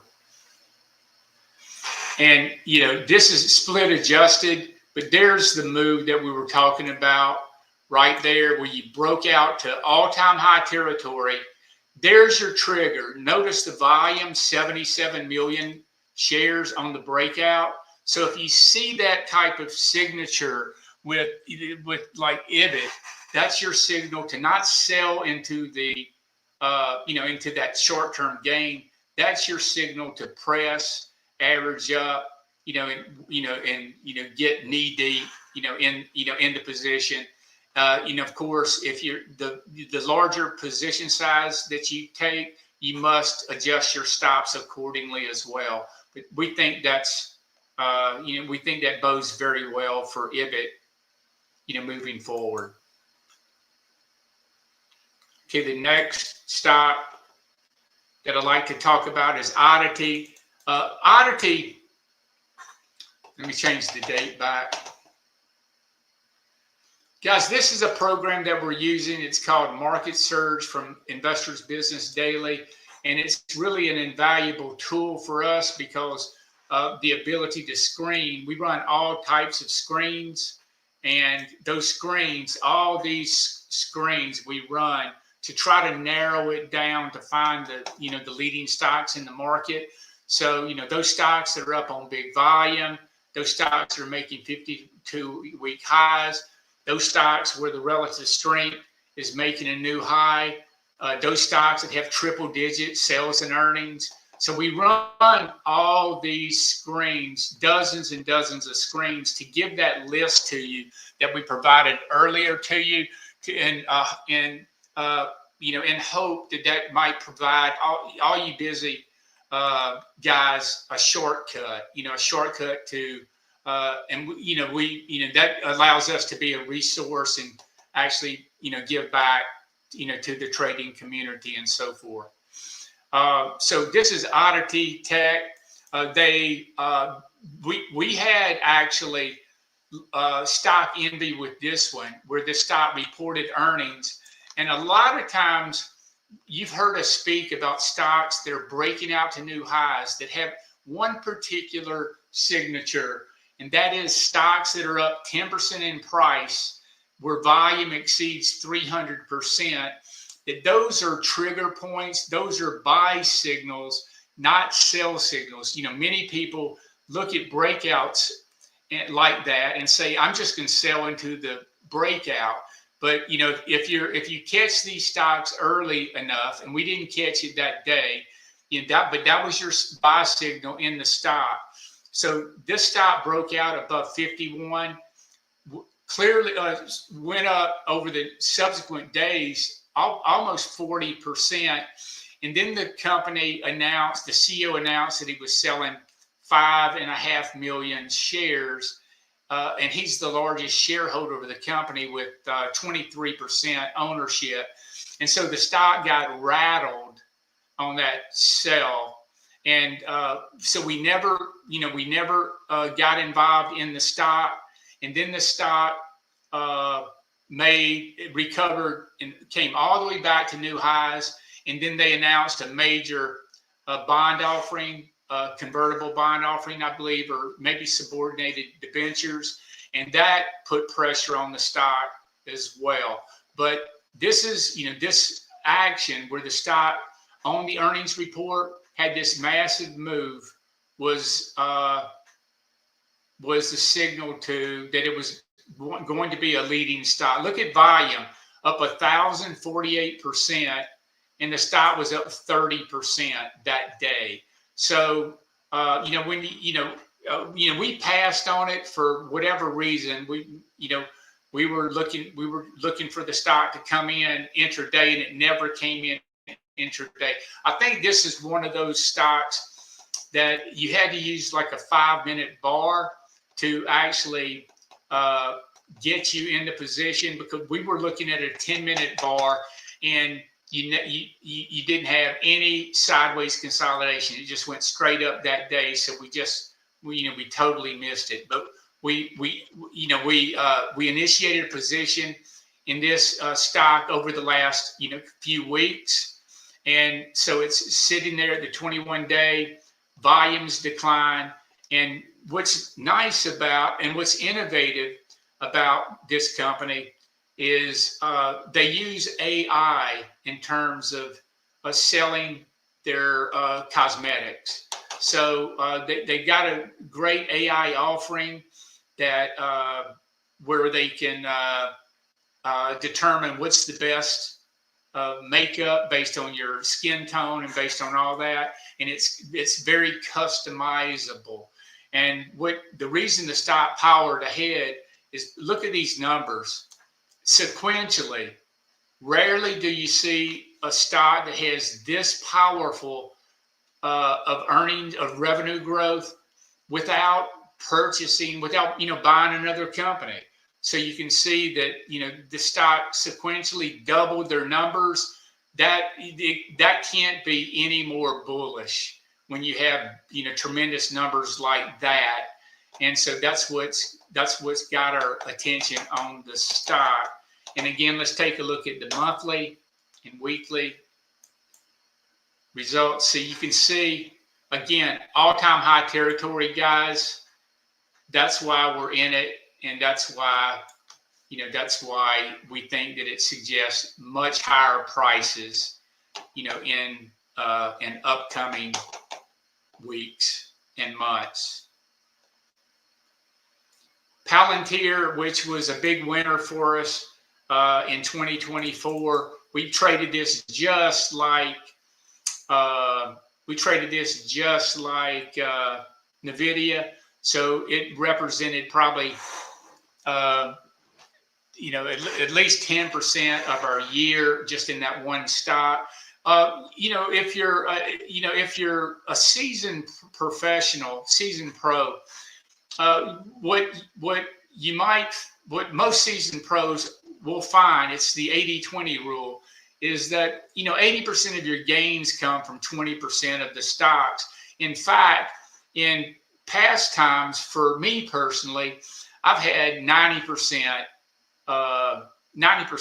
of my gains come from one or two stocks. I can look back in 2007 where I had a huge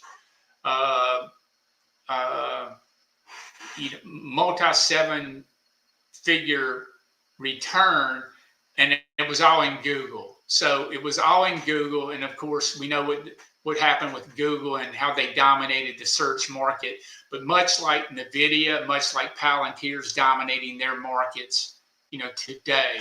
So Palantir really is the liquid leader in the market that's got extremely powerful and robust numbers. Wes, do you want to say anything about Palantir?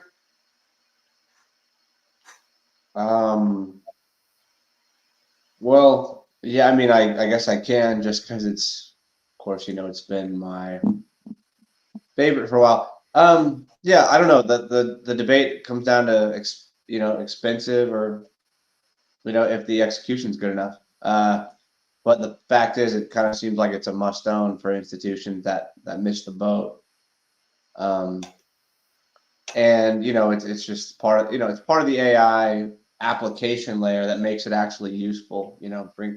Brings ChatGPT out of it just to being a chat bot, which really isn't that cool. They figured out how to quickly implement that. People talk about price to sales. I don't really care about price to sales. I care about price to earnings for one.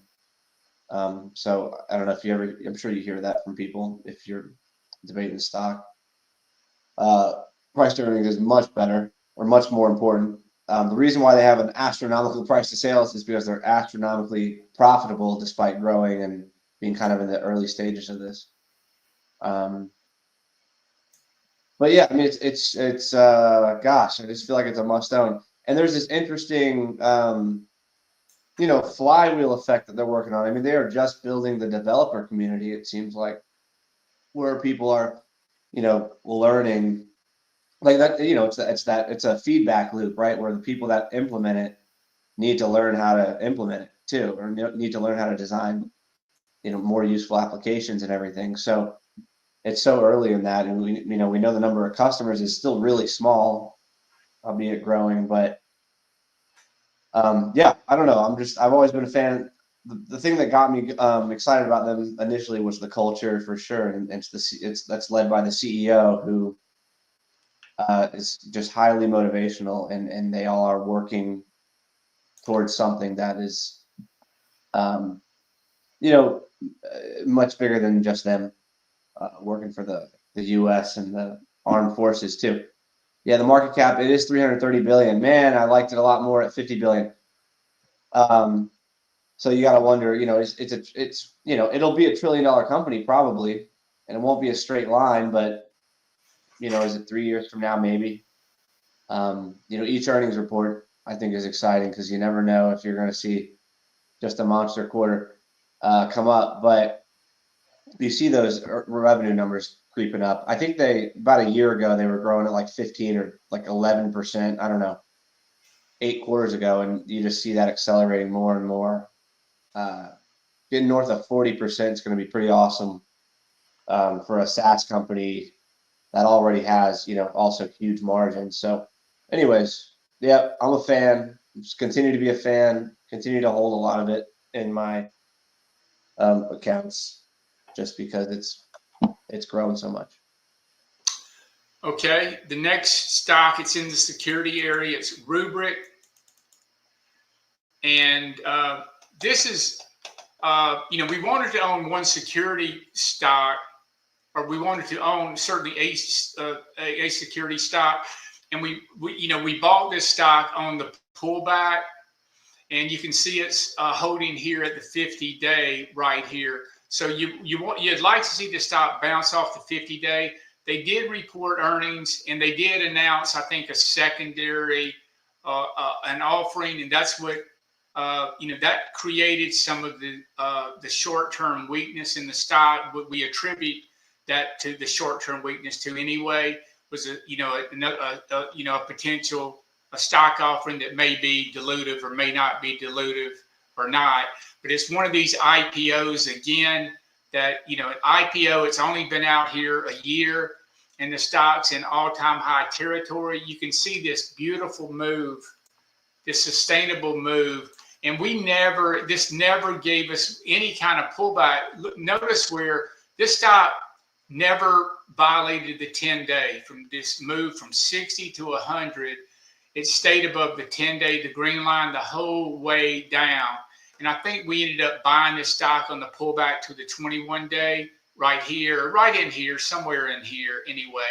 Our call, we're essentially flat, maybe down just a little bit, a nudge down. But we'd like to see the stock rebound off this 50-day. Earnings are out of the way. So earnings are out of the way. You don't have to contend with earnings.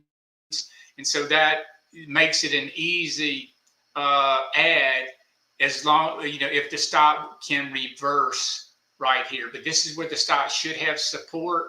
There has been some flattening. You can see a decline in the relative strength line, but that's been consistent sort of with what's going on in growth, recently, where growth is under the surface. It's you're having more stocks like this that are correcting under the surface that still have these tremendous numbers. You can see the tremendous numbers here with the earnings growth. Checks all the boxes with the earnings growth that we're looking for, with great revenue growth. So, a solid entrant for us in the security market.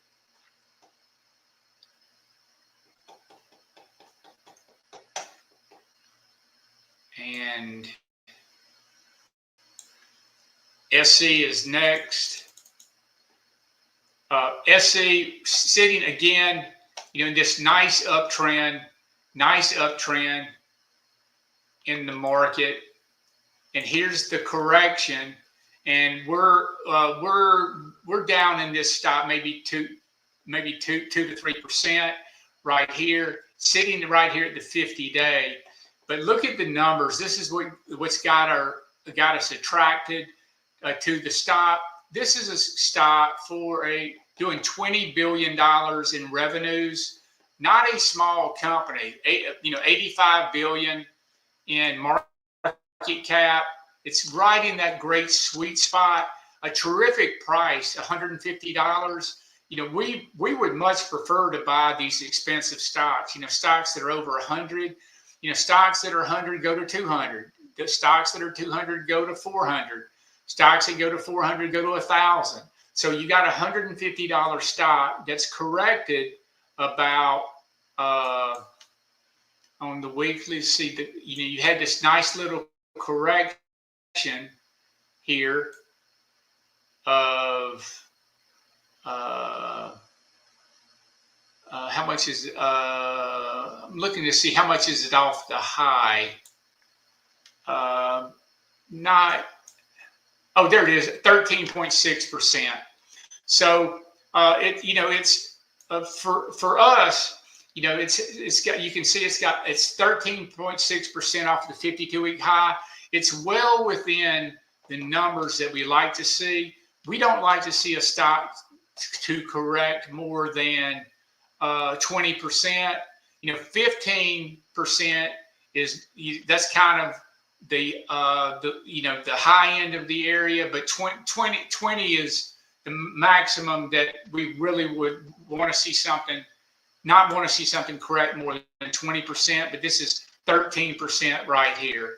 But you can see it's trying to find support here. Great numbers, triple digit numbers. You know, we found that these stocks that have triple digit earnings, and if you have triple digit revenue growth and triple digit earnings like Oddity possesses, those are the ones that can really, you know, they can be the moonshots. So you've got terrific numbers here. They're, you know, it's a large company making a lot of money that's got, you know, that's got institutional, you know, that's got, you know, institutional coverage. You can see you've got 1,800 mutual funds that own this stock. So this is a stock that you know, that most people aren't aware of, that has, you know, unless you're in the same, fishing in the same pond as we are, where we're looking for the most dynamic, the fastest growing growth companies in the marketplace. And this certainly has the right attributes. Spotify is next. So there's the double bottom base for Spotify. You can see clearly the double bottom, the breakout right there, taking out that 621 pivot. You can see the stock's now at 700, leading stock, you know, that's got really, really good numbers. You can see the earnings growth, and you can see, you know, the nice solid revenue growth as well. Spotify they were in talks with Netflix actually to have some type of joint engagement, and you know, that should be, we're waiting to see, interestingly enough, how that will pan out. Look at the numbers here for this year. Earnings are projected to be up 73% this year and 47% next year. So terrific numbers. Look at the growth. And this is also what's got our attention. Look, this stock spent 6 years of losing money.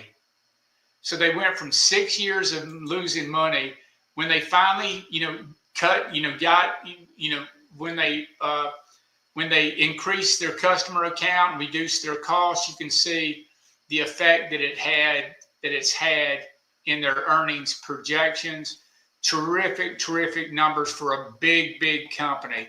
So these, you know, this is the type of companies that institutions love to, you know, to pile in. And, you know, companies like this, like Meta, Spotify, they're not going to come under huge pressure, because this is what the institutions are going to go to first on a market pullback. So that's supportive in its own right. So it's definitely got the right stuff, you know, in the marketplace in terms of dominating their business, and in terms of providing, you know, these terrific growth characteristics. We'll pass on the spider. In the last stock that we'll talk about right now, but we'll talk about a couple more before we take questions, is Toast. We have, you know, we've got a position in Toast, and you know, this is a company that provides a full menu of products for restaurants. I think they're in 141,000 restaurants. They have the best technology, and you know, they take orders, they provide payments, they also provide you know, electronic menus at your table, drink, you know, sort of like an you know, a small Apple device where you can, you know, place your orders. And they, you know, the company thrived in COVID, and it's just continued to grow since then. But you can see the company's got triple digit earnings growth. And, you know, this stock tried to break out today. It's just, this is sort of consistent with what we're talking to you about tonight, about the rotation that's taking place in growth, the you know, the somewhat sideways action, the indecision that's taking place in a number of these stocks, which is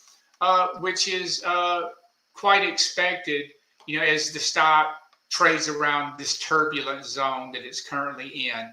So, you'd like to see the stock hold the 50-day, and you'd like to see the stock, reverse here, over the next couple of days. But excellent numbers, dominant in what they do. Let's take a look. There's again the stock, the real move. As you can see, the real move takes place there. And there's your target price, over the next year or two. The next couple of years, you would expect this stock, we would expect this stock to be up here, the $140, $150 area over the next 2 years. So you could see that it's, this is the monthly chart. You take a look at the weekly chart to see what that setup looks like. And again, very, very nice weekly action right here.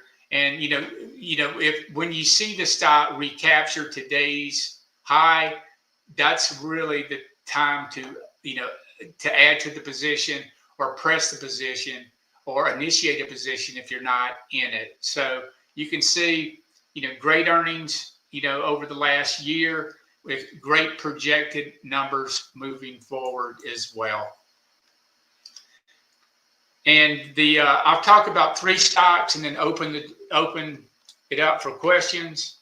Robinhood, we sold this Robinhood, I think maybe with a big gain, like maybe on this one bad down day right back here, and it's continued to move higher. And we do have a little bit of stock envy, and this is one we'd like to add Robinhood back.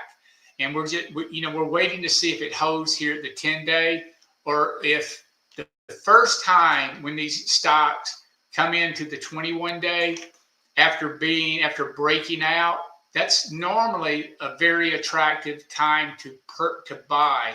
The 21-day on this, it's 83.19, so it's about 9.7%. So we're stalking this stock. We're looking at this stock every single day to see, well, is it going to hold the 10-day? Should we buy it right here, or should we wait to see if the stock trades at the 21-day? Earnings are in 22 days, and this is the Charles Schwab of this is the Charles Schwab of yesteryear. That's that's got the younger crowd all involved with. It's got very innovative solutions. They've got terrific customer growth, customer account. They're adding, many products, and they've got a great crypto business as well. So it's right in the, it's right in the middle of, these innovative developments that are going on in the marketplace today. And, these are bull market stocks. So this is just get going. If we've just started this bull market. So we think the path going forward is extremely long and extremely bright for Robinhood. And the last 2 stocks, Corewave, CRWV, we're looking at this particular stock, and this is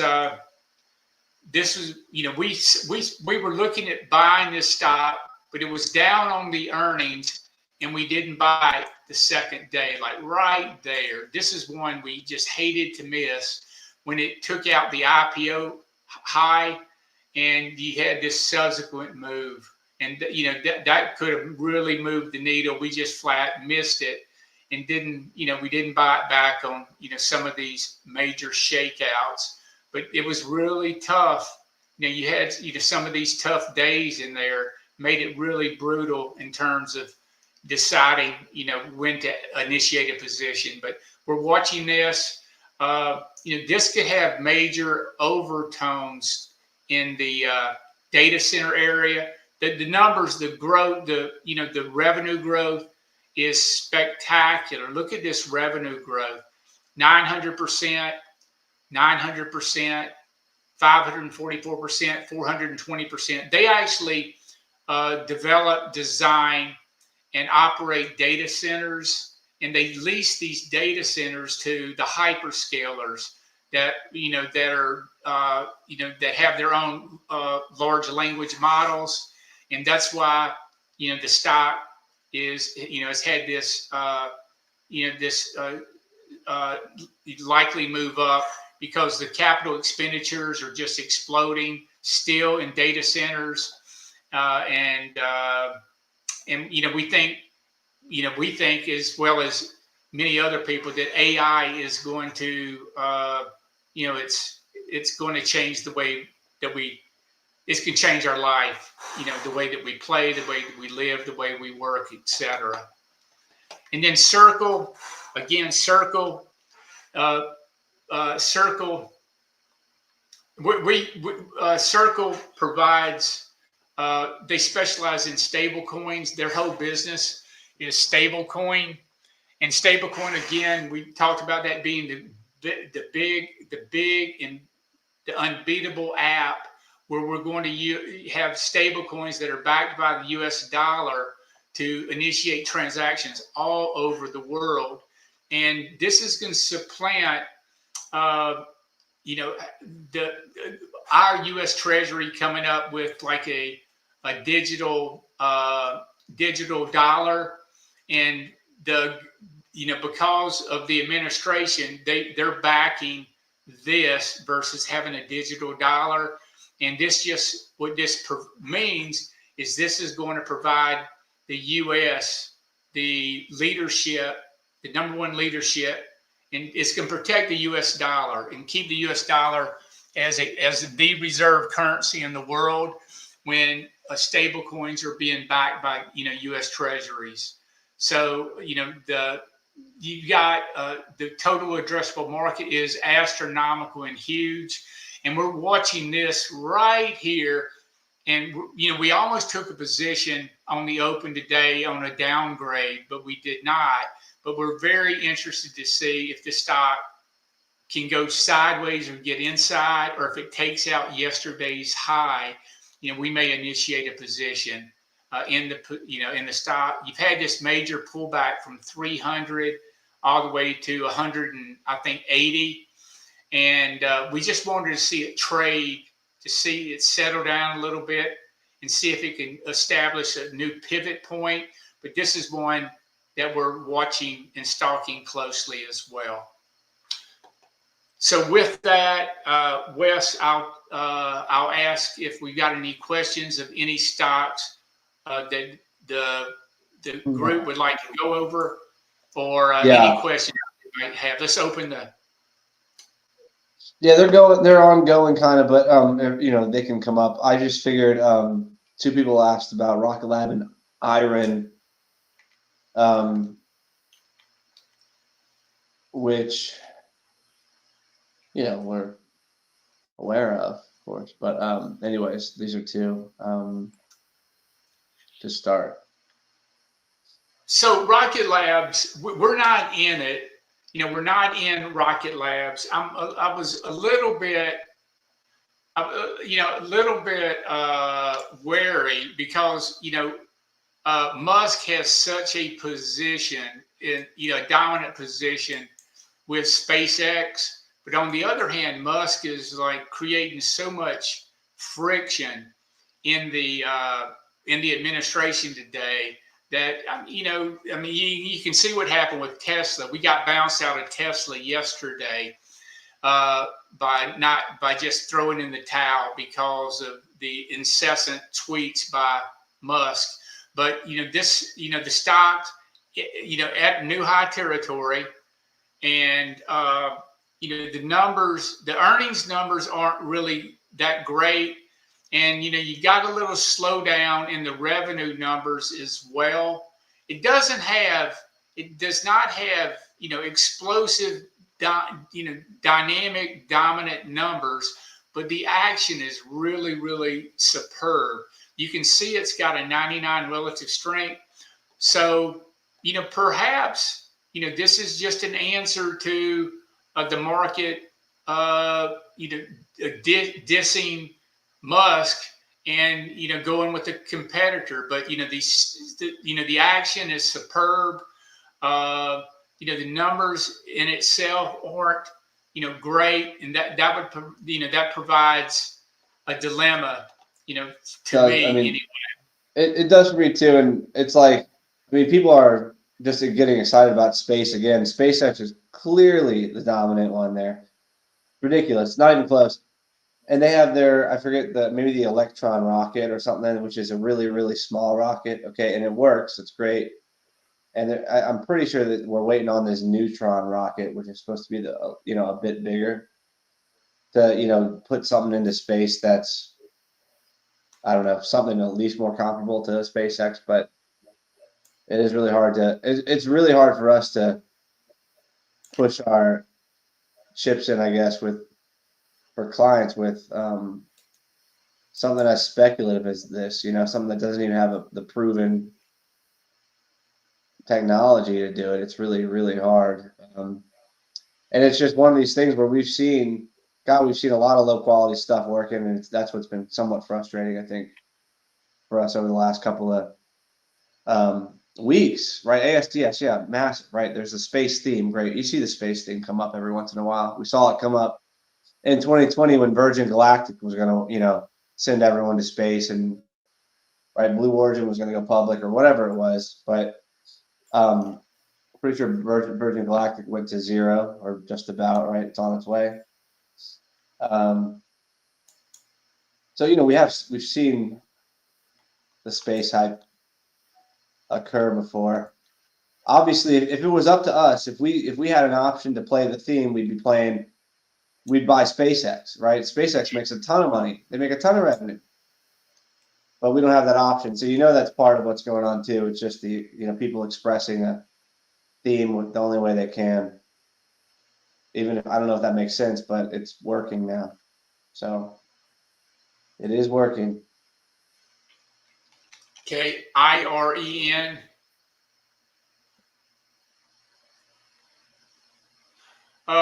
If I'm not mistaken, okay, renewable energy. I'll show you Bitcoin mining company, data center infrastructure by renewable energy. So they're probably involved in, I think, in the nuclear energy area, maybe these small modular reactors or something like that.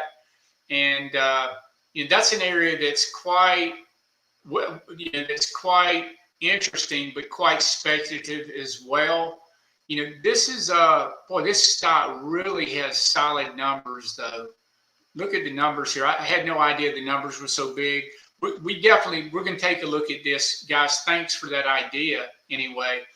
But you can see, I don't know what's going on with this revenue growth, but this move from 54 million to 120 to 148.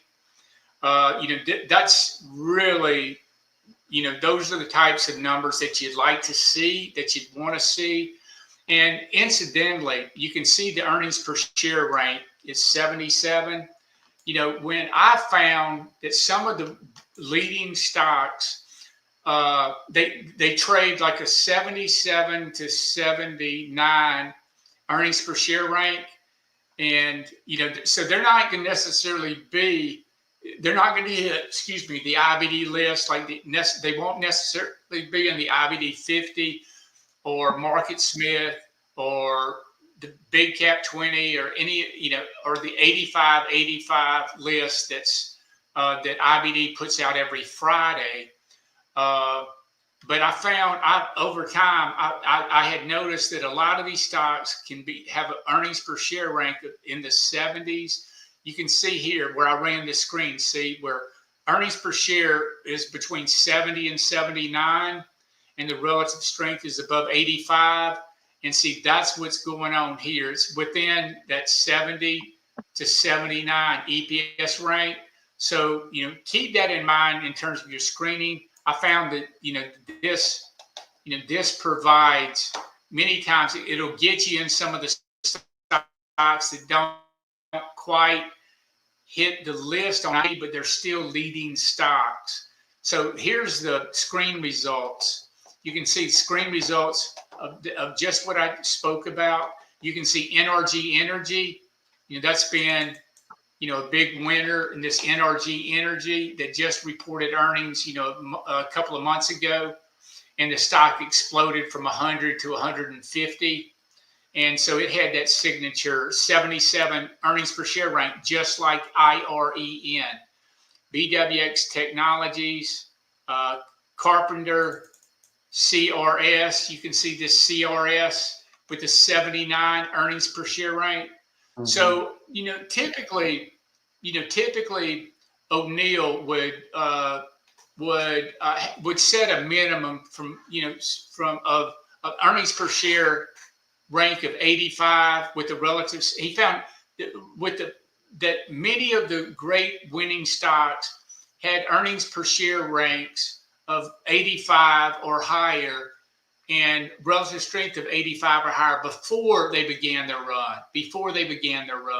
So you can see that, some of these stocks that you may not be aware of, they show up on screens like this. They're MNDY. And, so earnings per share rank of 79. So not quite there, but it certainly got the relative strength numbers behind it.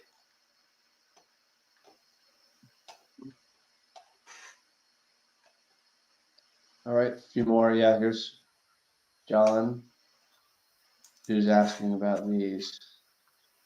WLL. It's a this really isn't our cup of tea in terms of where we fish, because we're looking for the most explosive moves. But this REIT does really have really good numbers, and I know it pays a great dividend. But earnings per share of 71, relative strength of 79, so it's really lagging the market to a degree. Let me see if I see what the REITs pay great dividends normally. See what the dividend is.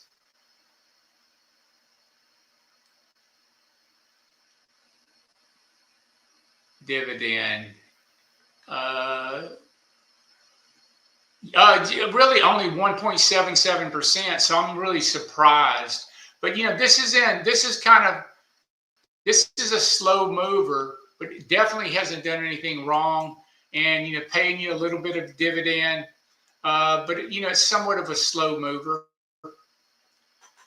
FTNT in the security area,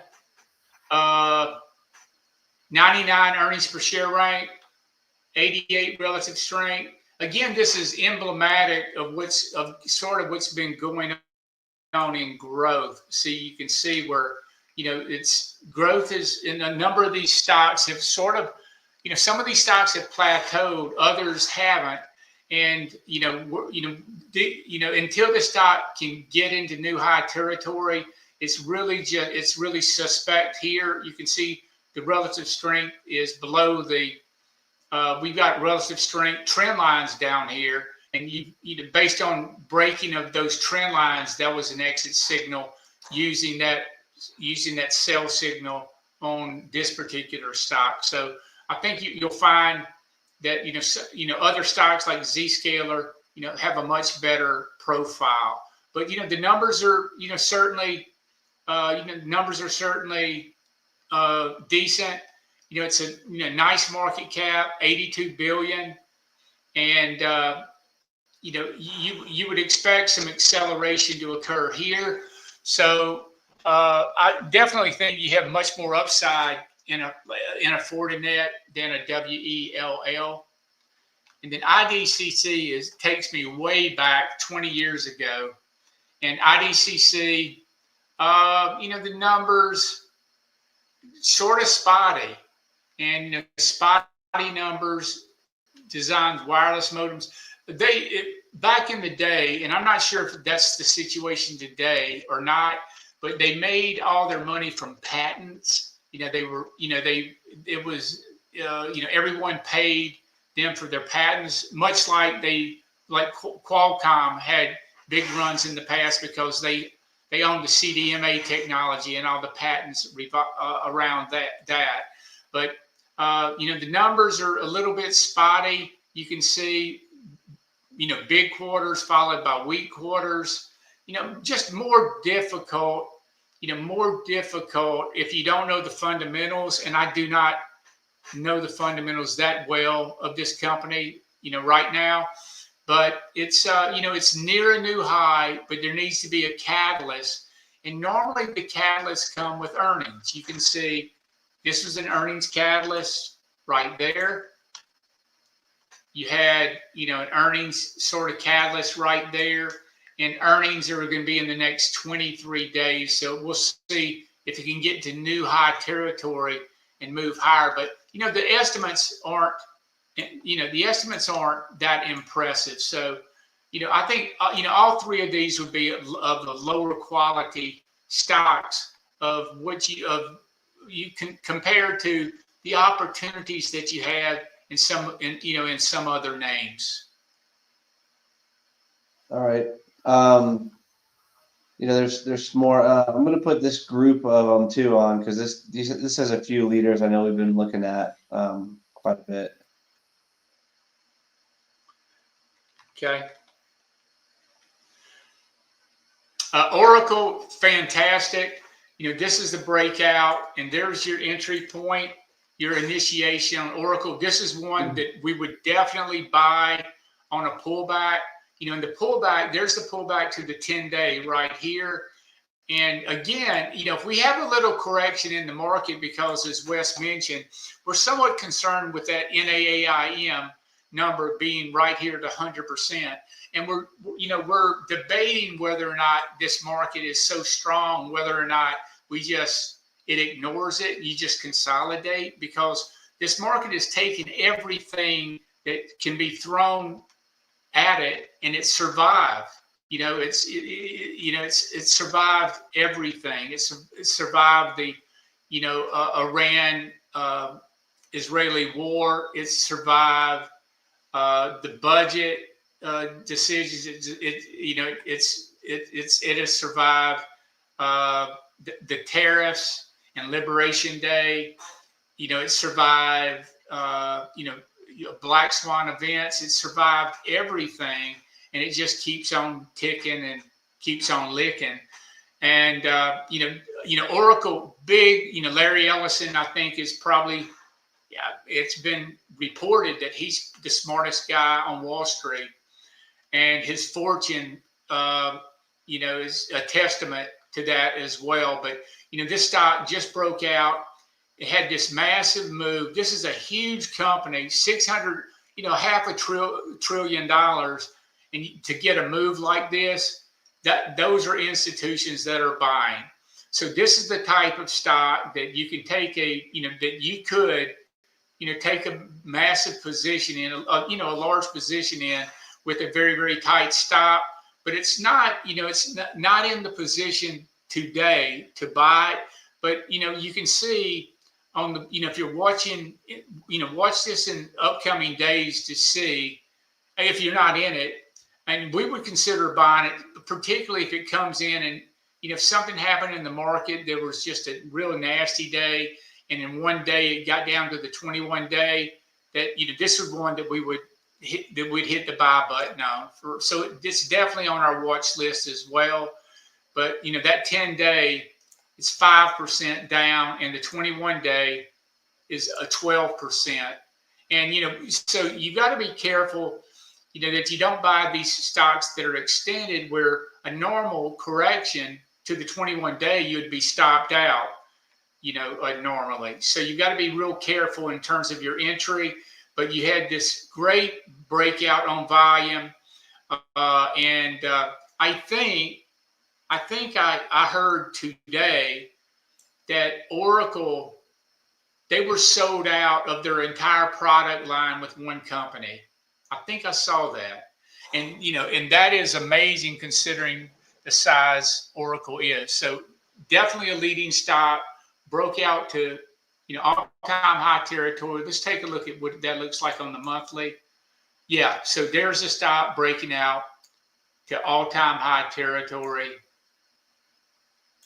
and it's definitely on our thoughts and minds as a potential buy, on a market pullback.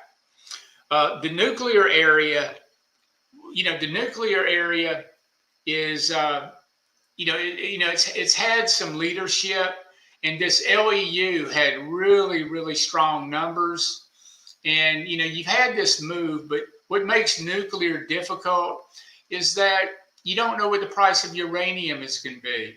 And so I think I saw where uranium price per pound was $127 per pound, only weeks ago. And now it's $77 per pound for uranium. And that's creating that's like predicting where oil prices are going to go. It's really, really difficult to predict where a commodities price is going to find equilibrium particularly when these projects it takes so long for completion in the past. But this LEU, this did get our attention right here on the earnings number. Last earnings number, fantastic, and great numbers. But you got to ask yourself, is the move over? See that move right there from 100 to 200? I mean, it's possible that just like these quantum stocks, that the nuclear theme is over. And so, Wes and I were talking about this actually today. So, you've got this big move off the low, and then you saw, you see where uranium is trading. Makes me wonder if if this area has peaked or not. So that's extremely difficult to to have an answer. We don't have an answer on that, but we're back. We're tossing it around. But you see, other stocks in this area, OKLO, that is owned, that was founded by Sam Altman, I believe, and of OpenAI. And, you had this nice move off the top. Now this stock's consolidated. But look how wide and loose these days have been. So it's real tough to stay in the game when you have this type of volatility in some of these names.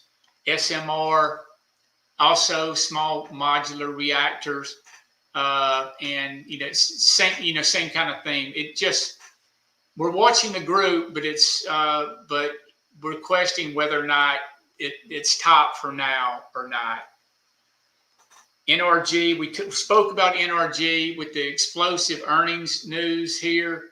Rarely do you see, a somewhat utility company have this type of move, but this is attributed to its backlog.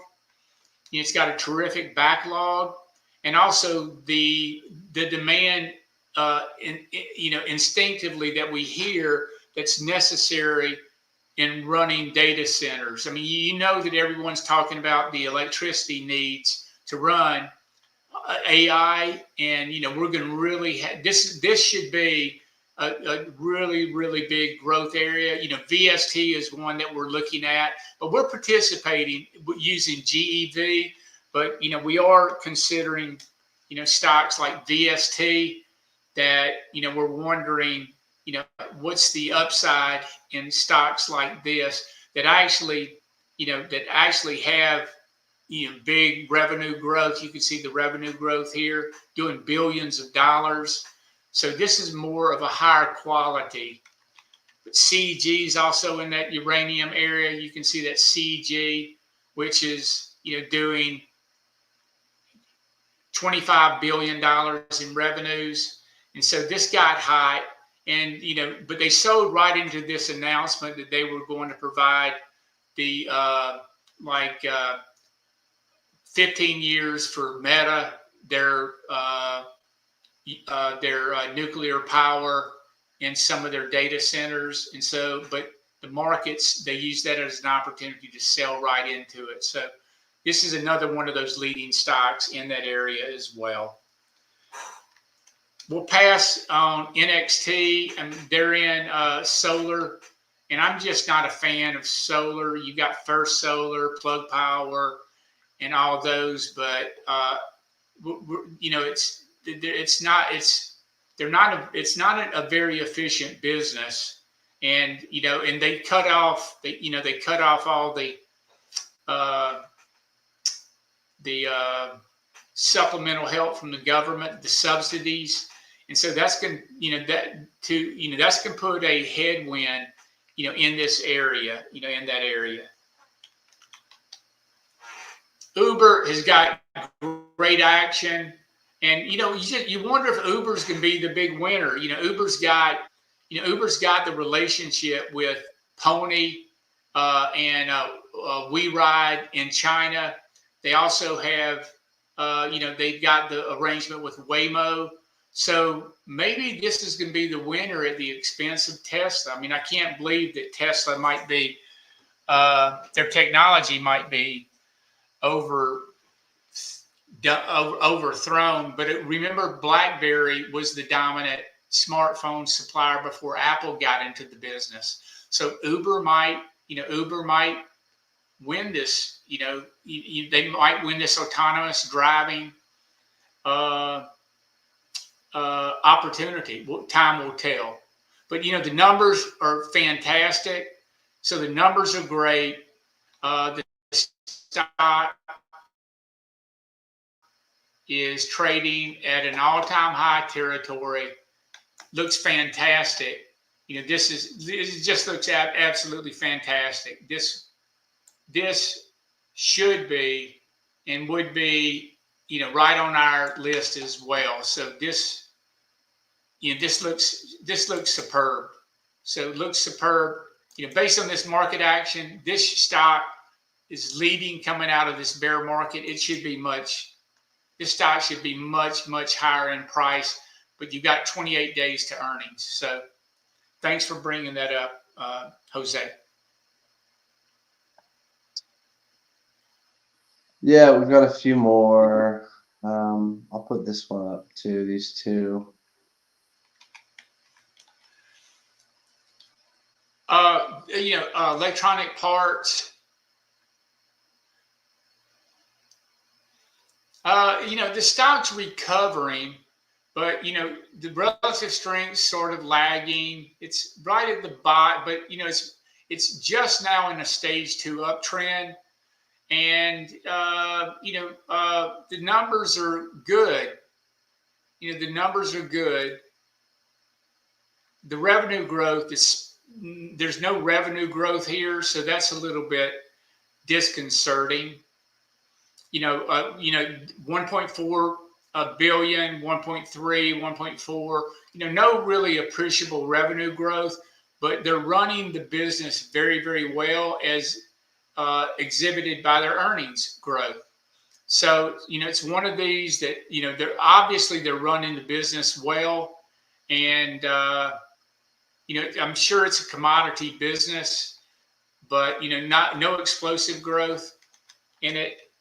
ANET, on the other hand, it's a very similar chart, but, ANET, I think, you've got these solid 25% growth numbers on ANET. And, we were in ANET, and actually we were in ANET and sold it on DeepSeek. We got clobbered out of the blue. This stock was at all-time highs.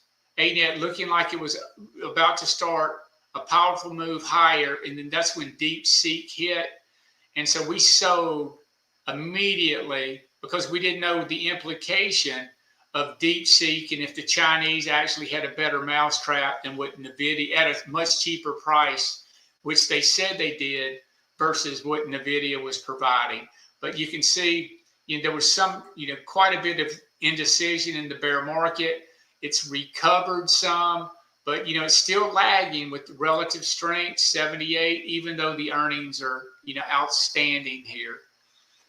VRT's also in that area, and it's just a little bit, they're definitely, they're not the leading stocks. They're not in all-time high territory. We prefer, and we think you should really pay attention to those stocks that are really closer to all-time high or to 52-week high territory. And, that's for us, that's the list that we're working off of primarily. Stocks where the relative strength line is breaking into new high territory, and those stocks that are within 10 or 15% of a 52-week high in price. So, these can certainly work, and they might work in from a rotational standpoint. Money might come in some of these names that we have profiled earlier tonight, and come into names like this, and and these might play catch up, but we're we're going with what we see right in front of us, and not based on anything more complicated than that. A-Lab is, A-Lab's got, these triple digit numbers, and this is, I was looking at this yesterday and today, wondering if this is like an interesting time, sort of like an unusual, it's an unusual, setup, but it does look like it's got support here at the 200-day, but, it's lagging, but the relative strength's 92, but the numbers, this is what got our attention, what's got, our attention, these really strong numbers. And, you just wonder if this stock should do what Credo's doing. See, CRDO is come all the way back at an all-time high, and you have to ask yourself, well, why isn't this stock rebounded?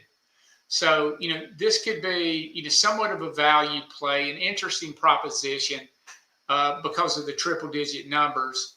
But, we only have room for a certain amount of holdings in the portfolio, and it doesn't fit our criteria currently. Okay, here we'll get a couple more.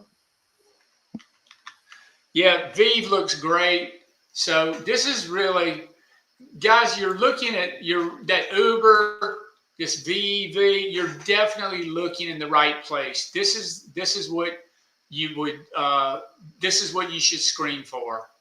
You want to see stocks that break out on an earnings report, and ideally it holds the low of that day, the way, see the first day of VEV, and going back, as you observe, the action after that, the breakout on the earnings report, it's actually trading really, really well, and it's holding up. It hasn't even taken out the low price, and so that's a very that's a discriminating factor to a very positive factor based on how the stock is acting after the earnings report. Unlike some stocks that gap up and they come back and fill in the gap, like, for example, BOX.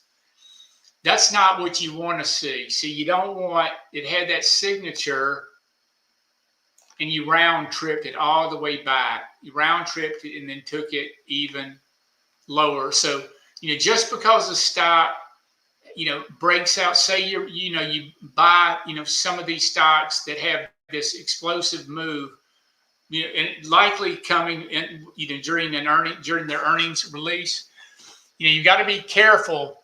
And if you bought this stock, if you bought this stock on day one, say you bought that stock day one, and say you're in it, you should have sold. You get a round trip, and when a stock moves higher and then comes back, it should be you could sell it worst case at break even. Right where it didn't. Where it came all the way in. It's not trading the way that you expect it. So go ahead and just take it off. as a wash. That's the best way to handle these types of setups. Guys, we can go about 5 or 10 more minutes and call it a night. So any other questions regarding individual stocks? Yeah, I'll put up a couple more. Yeah. Okay. Yeah, I think he emailed me this one yesterday. Charles, what makes these difficult? They don't have a there's a lot of these biotechs, they move up based on a phase 1, phase 2, phase 3 type approval by the FDA with no numbers. We avoid these, not because they're bad setups, because if they don't go through, they can, these stocks can be down 50% or more, overnight. And we just don't know the biotech industry well enough to buy any of these speculative stocks, even though, you had, that signature. I mean, even today, you had many biotech stocks that were hitting the screens with, that traded with big volume. And we normally avoid those.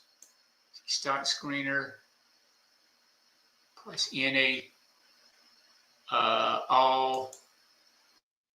What are you checking on here? You're just doing the screener? The biggest winners.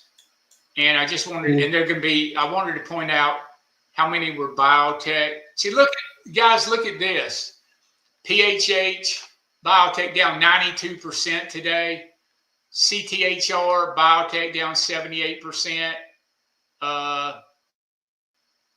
You have, Unity Biotechnology down 33%. You get, that type of action on the downside, but on the upside as well.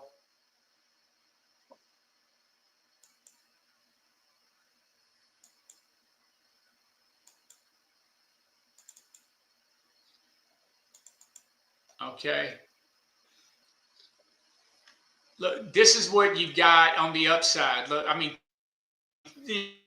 in many cases, they're speculative merchandise, but look at these gains, up 500%, up 140%. These are all biotech. These are all biotech stocks, many of them. So, you have that type of setup, but we avoid these because you need one stock that you have a significant position in that blows up overnight and you're back to square one. So that's, we typically avoid, the speculative, and we're more focused on the blue chips. For example, like here's Gilead, which is, you've got this right-hand side that's developing, that just had a great earnings quarter, and, a big company, $138 billion. We would be more inclined to buy a blue chip like this in the space because that the stock's, not going to go out of business, with a bad report. COS, a great action. This is in, in the IBD 50. Great action. The numbers are definitely, the numbers, contract manufacturer. This is, this is definitely a commodity business, but, they are knocking it out of the park with their numbers and, very solid numbers, 20, 30% numbers, and, an excellent action after the bear market. Now just getting into new high territory. So this would be definitely something that I would track, monitor, and so forth. If you're in, people, many times they ask, in conferences like this and podcasts like this, they ask, well, when should you sell it? When you get a stock and you're on the right side and you get a movement like this, we normally hold until a violation of the second day below the 21-day moving average. So, if it trades the second day below the 21-day moving average, that's where we'd put our stop. So this is not giving you any type of sell signal at the moment. It's trading nicely, and again, a pullback might, if you're not in the position, might provide an entry opportunity in the position, but it's certainly, 99 earnings per share rank, 98 screens great. And, it's, stock is certainly performing terrific. This is powering ahead. Looks great.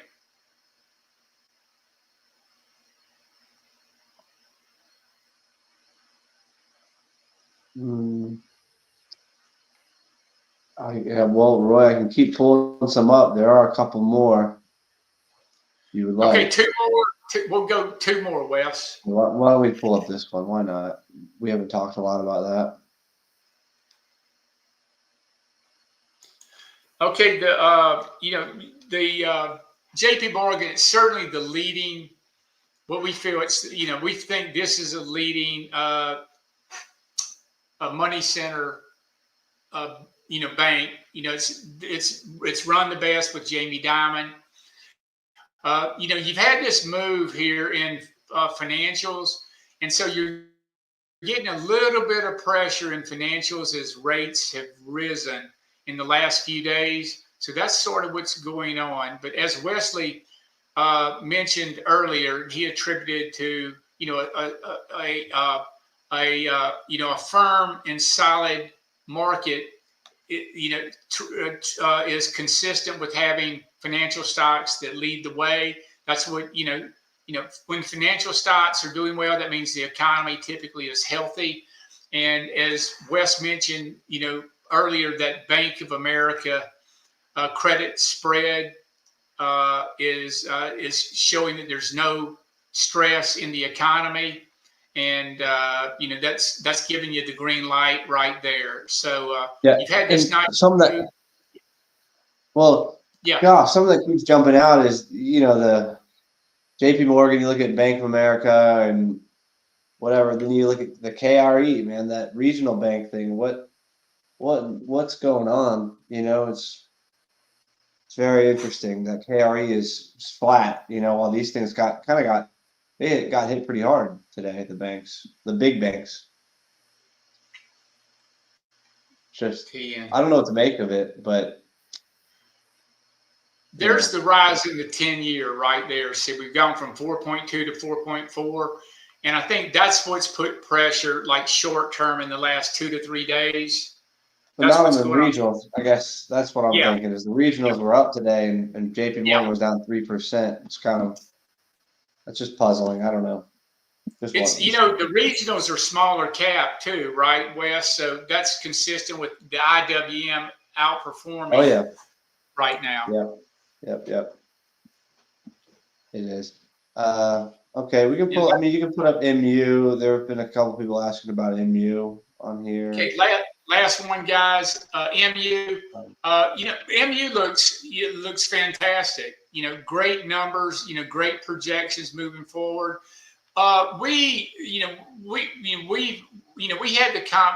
always have this conversation.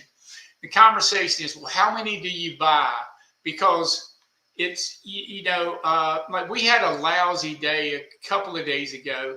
I think the second lousiest day, and it was just rotation that we've had, in the last 3 or 4 years, and there was nothing that you could do about it.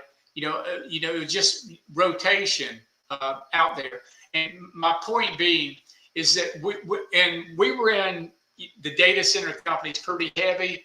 Like we showed you ANET, we were in VRT, and that's when DeepSeek hit. And this is really truly a black swan event. And we had all these stocks that were in leadership profiles, leadership positions, and they just got hammered. And so you got to, you got to be careful if you don't own like too many in the one group. Like we have two semiconductor stocks. So we've circled the wagon with CRDO and Nvidia.